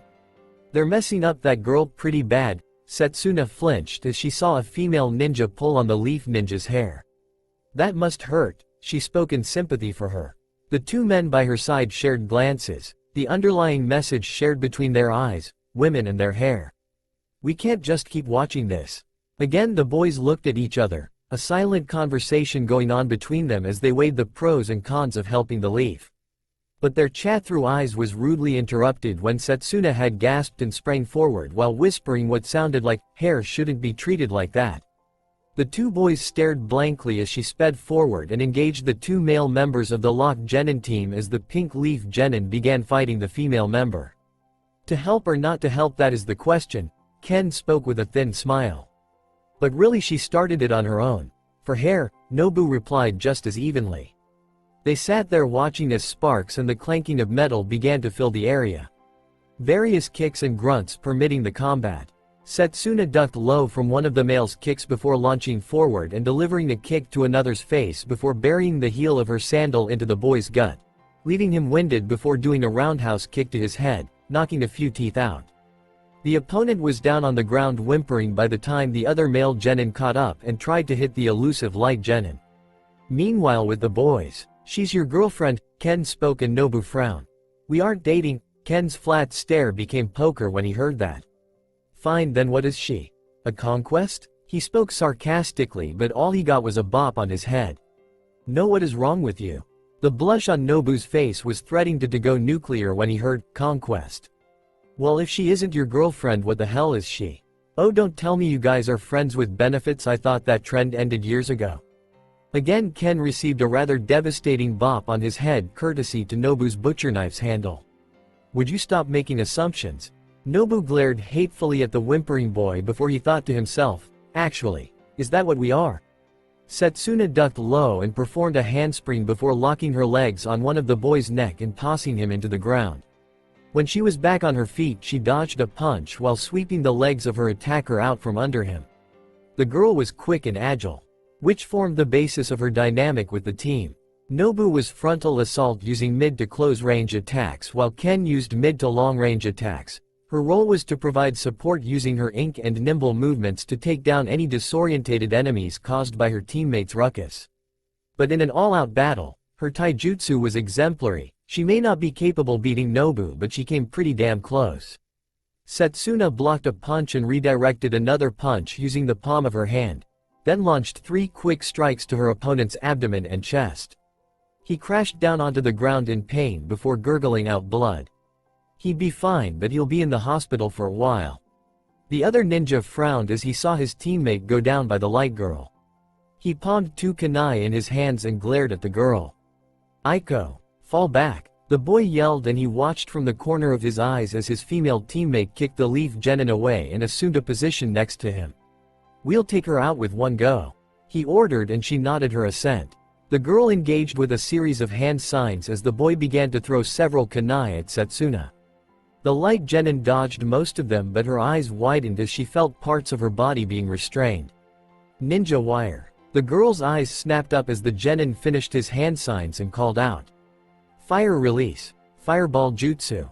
He spewed out a particularly large fireball and it raced its way to Setsuna. The fireball inched closer and closer till, Earth-style, mud wall jutsu. A wall of mud was erected in front of Setsuna and stopped it dead in its track. "I don't know about you, but that wasn't particularly nice."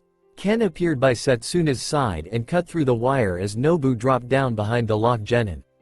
"Always watch your back," he whispered menacingly behind the male of the two. He reacted with whipping out 2 kunai into an X to block Nobu's butcher knife. "Aiko, move." The girl nodded and jumped back before engaging in another set of hand signs. She was no use in a hand-to-hand fight, but in ninjutsu she excelled. Fire release. Fire bomb technique. 3 medium-sized fireballs were launched from her mouth and came rushing to Nobu. Seeing the danger, Nobu pushed his prey back before angling his blade to block all 3 of the fireballs himself. He blocked it, but he didn't expect what happened next. The fire exploded upon contact with his blade and engulfed his hand on fire. "Shit." Nobu dropped his blade and began smacking away at the fire, working furiously to get rid of the flames while he gritted his teeth through the pain. "Got you." The locked genin tried to drop one of his kunai onto Nobu's head but was stopped short when he had to block another kunai from the other 2 ninjas. "Damn it all," he cursed as he jumped back and eyed his fallen comrade. "I could really use you, Cho."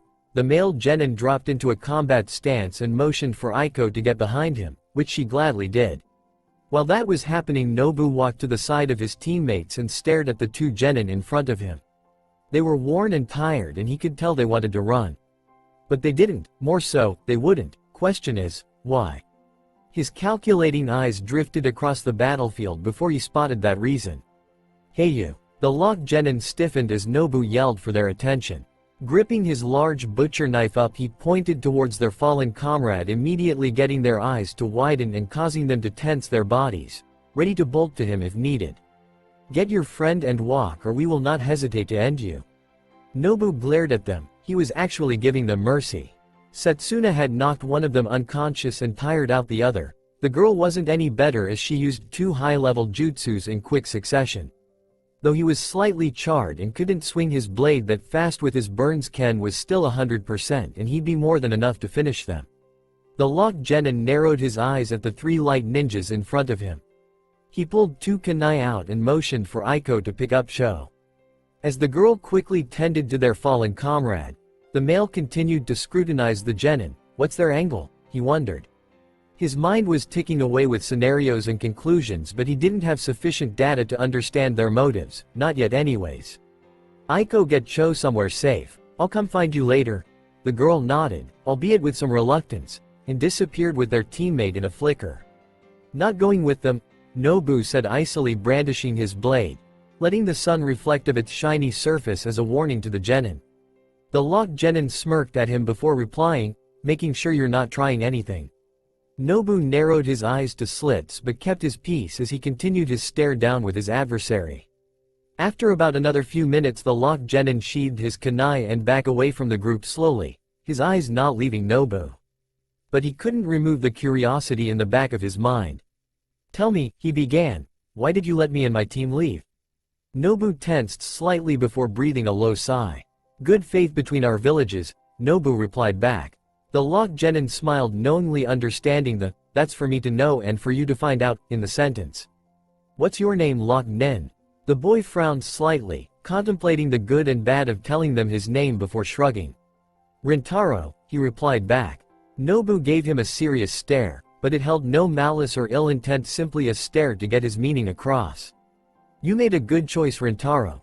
You did good." Rintaro's frown faltered a bit before it became a thin line.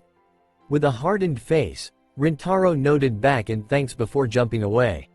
"Lai village, huh? What an odd group." Nobu watched him go before turning to see Setsuna nursing Sakura, and crying about the loss of her hair. Sakura is not hers. While Ken trying to console her with a reassuring pat on the back. The genin sweat dropped before sheathing his blade to his back. "I'm getting too old for this crap." From the shadows, a lone ninja dropped in the clearing, quietly stalking into the ranks of the Anbu in the bunk. He glanced around him before calling out to one of his buddies. "Hey, you heard the rumors about the light?" he asked, and watched as the other ninjas there were paying extra close attention to him. "What about it?" his friend asked, playing to the act. "I heard they tried to assassinate one of the councilmen's, maybe even the Hokage. They're keeping in wraps for now, but apparently they've sent a genin group and their cages stopping by. They're being really cocky after the stunt they pulled." He noticed how some of the ninjas' faces twisted a bit at the information. It wasn't enough to cause anger, but enough to get them to garner their own conclusions and start their own rumors. Once that happened, you could bet that people would start to get anxious around the word light. Plus, he wasn't the only one starting rumors. There were plenty others doing it, some with civilians, others with the rest of the corps. Danzo-sama would be pleased. He chuckled quietly as he pulled his uniform and returned to his normal routine. Phase 1 is already close to completion. Phase 2 is just about to begin. Nobu quietly watched as Setsuna tended to the Leaf Ninja's downed teammates, one Uchiha and another brown-haired boy. The two were battered, the Uchiha bearing the brunt of it, while the brown-haired one looked like he received a straightforward slap in his face before he went down. As the boy watched Setsuna efficiently and systematically bandage the boys, Ken was off schooling the Leaf Kunoichi for choosing the worst and most dangerous possible position to defend her injured teammates and not possessing the necessary amount of skill to actually properly even use some of her traps. However, he could hear him commend her for her ability to adapt and her good quality traps. Not that they were really all that much help. And don't get me started with your basic katas. Nobu tuned them out and walked to the side of Setsuna, plopping down next to her in a quick motion. Setsuna didn't bat an eyelash at him, instead opting to continue her work with the genin at her feet. Strange, though the wounds are pretty bad. They shouldn't be bad enough that they'd be knocked out so deeply, Setsuna murmured as she bandaged a cut on one of their forearms. Nobu nodded next to her, however he doubted she noticed. She was a medic now, and a medic rarely, if ever, stray her attention from a patient. His calculating eyes dropped to the genin, noting how their arms were slightly muscled and also seeing the slight wear on their skin. These two trained, the kid went down quick, but the hit to his head doesn't come near to causing a concussion, and the Uchiha had to have been tougher than this. His frown continuously deepened as he eyed the growing puzzle. When he heard the sounds of footsteps behind him, he immediately schooled his face, becoming more detached and overall carefree. "Yo," he drawled out as the two entered his vision. Ken raised an eyebrow at him before shaking his head with a faint chuckle, and Sakura was again comparing him to her sensei. Setsuna, who had finished bandaging her patients, smiled wryly at him, and he shrugged uncaringly, leaning back to cloud gaze. Ken eyes his teammate briefly before turning back at the kunoichi from the leaf, frowning how she flinched when he faced her. Probably doesn't want another ear lashing, he mused. Look, it's as easy as day that your team isn't doing so well, so. He stared at her for a while before tossing an extra earth scroll to her. Her eyes widened in surprise as she caught the scroll in midair, her eyes darting to Ken's when she realized what he had given her. "Take it, wouldn't mind seeing you guys at the tower, if you make it, that is, but we're done here. There is still another 2 days left, so take care." She was flabbergasted and couldn't muster any words, so instead she bowed to him and smiled appreciatively. Ken smiled back before patting Nobu's shoulder as he passed by. "Come on, lazy ass, let's go." The ninja grunted before standing up in flourish and took point ahead of Ken, Setsuna already behind him, and the trio disappeared into the forest. Sakura watched them go for a while before going to check up on Sasuke and Volume. "What are you reading, Kagaya?" Ichiro asked as he dumped the body of a bandit down onto the ground. Kagaya was lounging atop a tree branch, a book nestled into her hands as she read its contents with a happy smile. "I'm reading," she replied as she flipped to another page. Ichiro grew annoyed and was tempted to reply sarcastically, but instead calmed his nerves and said out nice and sweet, "Well, what are you reading?" She raised an eyebrow at him, swinging her legs back and forth as she stared at his narrowed eyes. She crunched her face up into concentration, biting her lower lips to show she was considering it, but really she just wanted to annoy him. Annoy him she did, as she could feel him pump chakra into his legs so that he could run up there and snatch the book from her. She chuckled lowly before finally replying, "The Secret Life of Arrietty." His temper cooled and he nodded his head. "Good book," he commented, and she smiled, "Very good book. It's a shame they didn't write a second one." Ichiro chuckled as he searched the bandit's dead body, pulling out senbon needles and rusted kunai as he shifted through the man's belongings. "They should make a movie. I'm sure you would be a great Arrietty and Kaguma a perfect show. What a great romance movie." He narrowly avoided a kunai for his head, and he noticed how it had been coated in fire chakra. "That wasn't very nice," she growled at him, and he continued chuckling all the way. She frowned down at him and turned back to her book. She had just reached the part of show saving Arrietty's mom when Ichiro ruined the mood. She sighed as she closed the book and tucked it into her pouch, thanking Kaguma for teaching her some basic fuinjutsu skills as it slid into her nearly bottomless pouch. She turned her eyes skyward and noticed the sun was setting. "I wonder why the Tsukikage wanted to leave so early. He isn't expected for another month or so, right?" She questioned, though she would admit, the very first one to have said so actually, that Ichiro was very clumsy and idiotic. He was smart in the fact that he could get information nearly effortlessly, and his skills in infiltration were so great he was once given the post of Den operative under Delta Squad.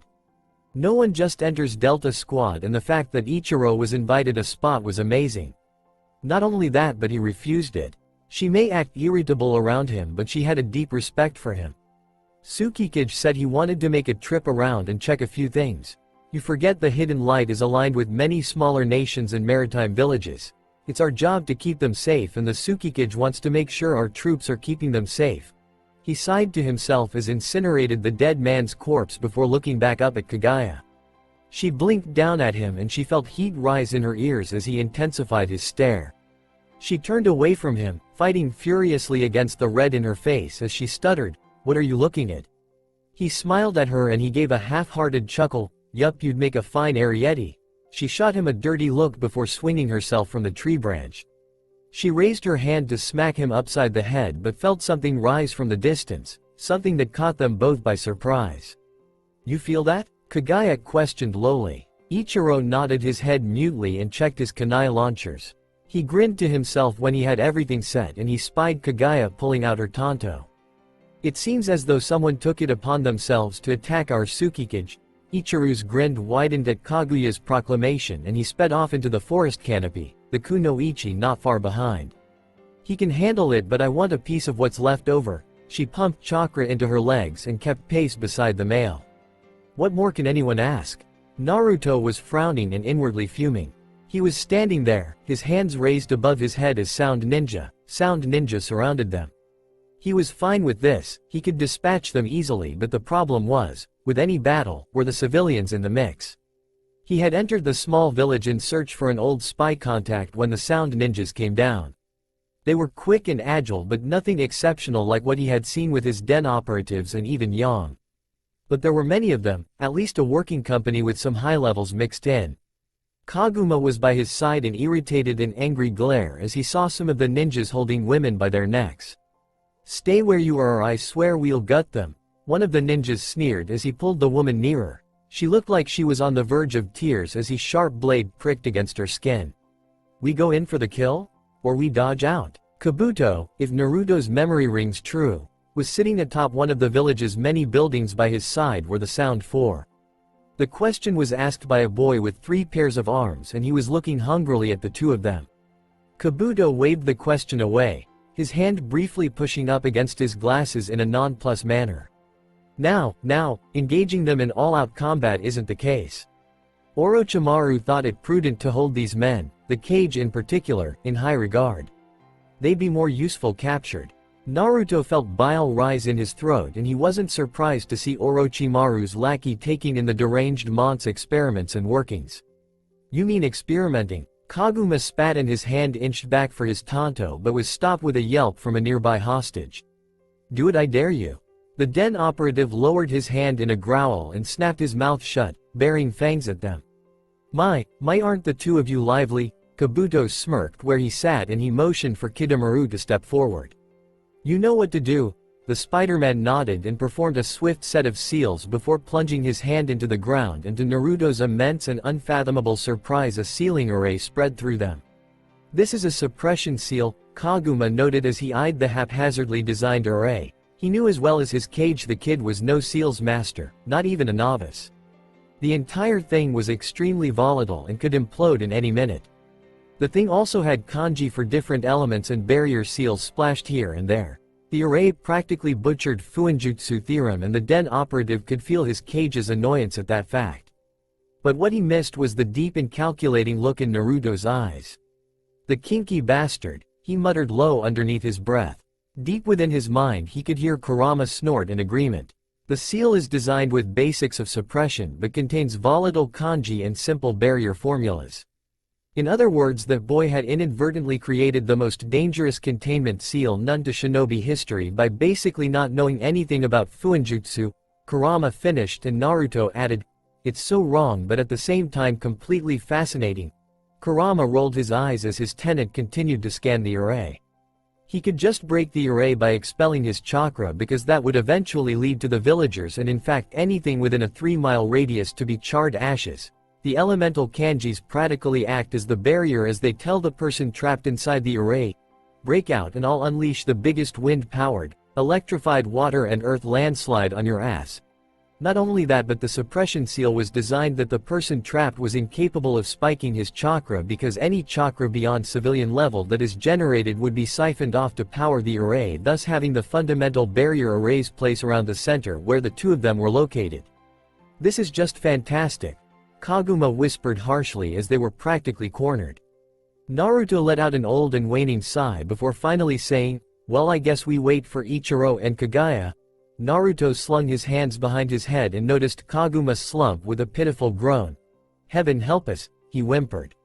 Kami twirled around in her light blue dress, her face shining with adoring affection at the dress that covered her body. She smiled softly at her reflection before turning a warm gaze to her brother who stood a mere few inches away from here. "What do you think, Ni-san?" she asked as she twirled again, and Yami laughed slightly to himself as he gripped the handle to his side tighter. "Quite breathtaking, my dear sister. As you always are." Kami smiled at him and clasped her hands in front of her while her eyes twinkled in happiness at his compliment. Thank you, Ni-san. Cammy soothed her hands over her dress, marveling at the deep blue of its design before returning her gaze to the world below her. You worry for him, do you not?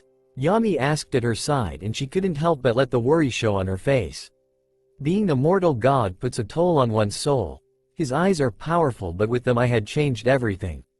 Yami smiled fondly at his worrywart of a sister, and he slung an arm around her shoulder, pulling her close to him as drew soothing circles into his arm.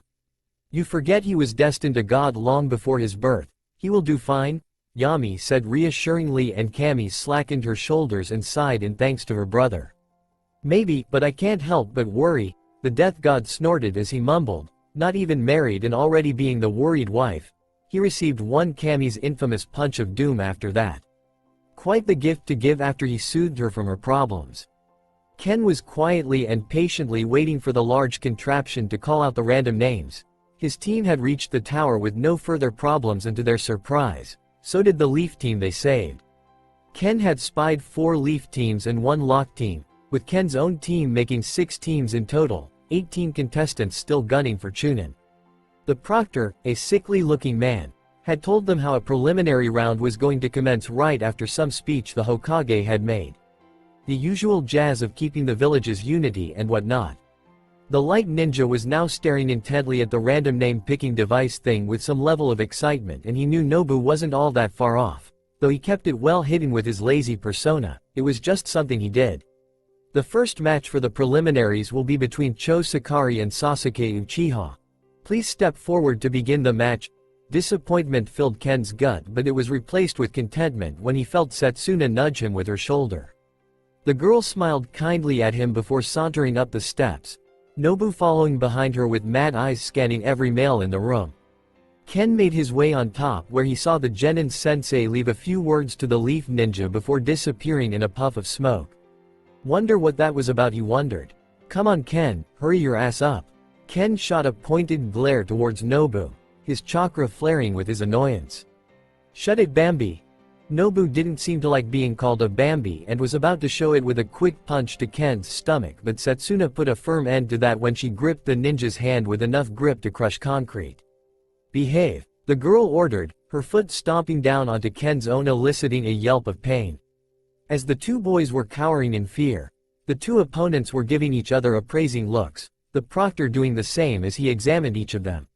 He laid down a swift set of rules: no killing, no maiming, and I am allowed to intervene should I see a proper victor of the match. Am I understood? He got an affirmative from Cho, but Sasuke grunted arrogantly at him, as if the proctor's words weren't worth his time. He passed glances between them before finally lifting his hand and sending it swiftly down. Begin. He leapt back and as far away from the fighting as possible, which proved a good thing as Cho had immediately let out a steady stream of fire towards the Uchiha. The Leaf Nin dropped to the ground with a roll before adjusting himself to fire off a set of kunai towards the Lock Nin. He blocked the deadly blades with his own kunai but stumbled back in shock when the Uchiha had closed the distance between them in an instant. The Lock Nin lifted his fists up and took the punches head on, all the while gritting his teeth through the pain. He wasn't in the best condition as that light kunoichi had done a serious number on him.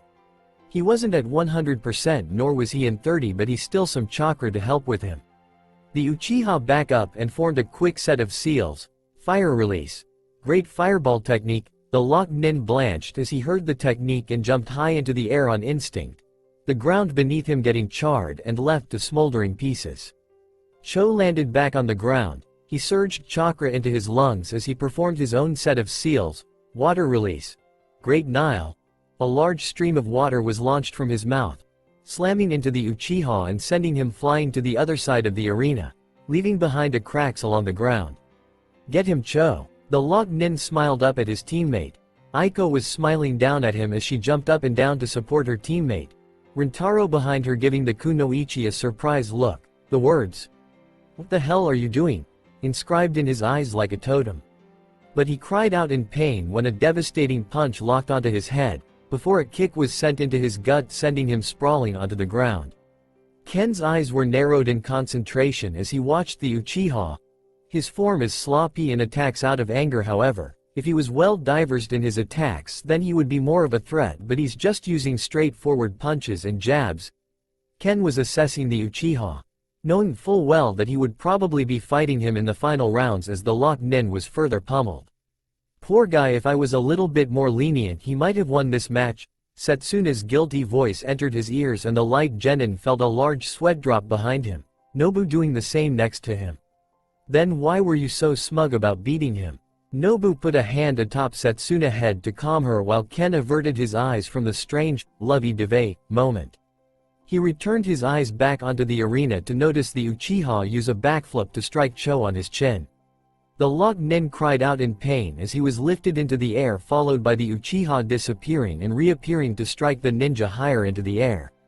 When they reached the apex of their flight, Sasuke had managed to appear underneath his opponent and prepared himself for one final hit. But something happened, a brief moment of hesitation that didn't strike odd to the other ninjas, but Ken immediately saw it. There was a brief flash of black that had spread around the boy's neck, growing slightly before coiling around the Uchiha neck. The curse mark? Ken wondered in apprehension. As far as he knew, Orochimaru was supposed to be dead. He was killed by his cage and his companions during their brief visit to the village, but that was indeed the curse mark feigned by the use of the Sannin. No, he finally realized, it's a newer, more intricate version. He could see it now. The Tsukikage had taught him the basics of sealing, but even he could see the level of power that was etched into that seal.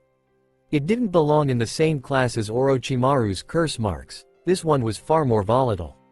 The marks slithered around the Uchiha's skin like a snake but resembled a centipede in shape. It spiraled its way into Sasuke's Sharingan eyes. The wavy patterns that formed the body were writhing in excitement. The Uchiha's power spiked in response to the power it was being given and filling Ken's body with dread and pain, sorrow itching around his heart. What the hell? Ken muttered through gritted teeth. The mark was doing something to him.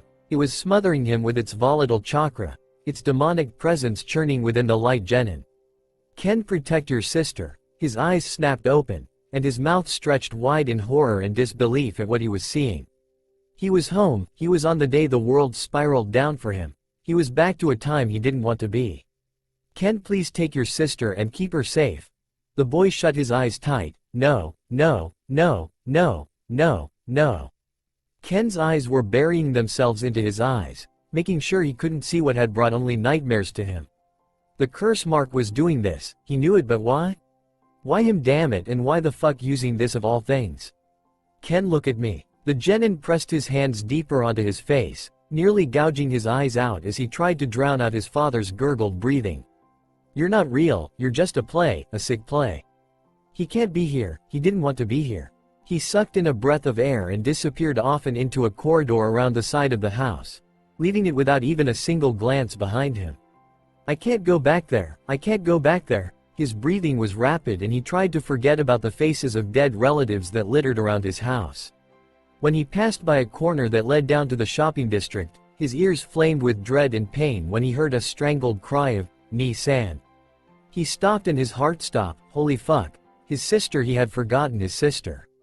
Aiko. Immediately as he screamed the name out, his sister came running around the corner, with Kiri Ninja behind her.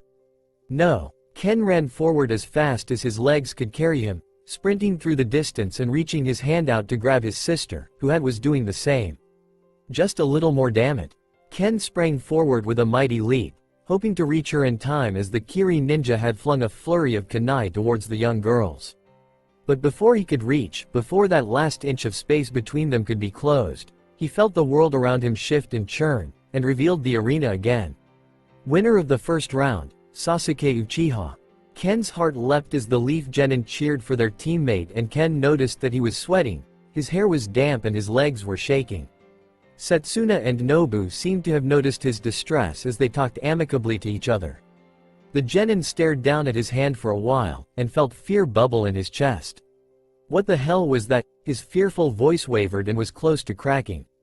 He didn't want to go through that again, he didn't want to see that again, he didn't want to smell the rotting corpses, to hear the screams, and most of all he didn't want to see his sister in that hell ever again. His bleary eyes drifted towards the Uchiha, who was calmly walking towards his teammates, his black markings gone and nowhere in sight. The Uchiha was far more a threat than Ken had originally realized, but most of all, the guy didn't even know how much of a monster he was. That seal feeds off the person's emotions, feeds off pain. It is bred from the sorrow of not only the user but whoever was nearby. The boy wasn't so sure, but when he noticed the slight shake in the Uchiha's walk and the sweat rolling down his forehead, he knew, absolutely. He had been through what Ken had just moments ago. What is going on?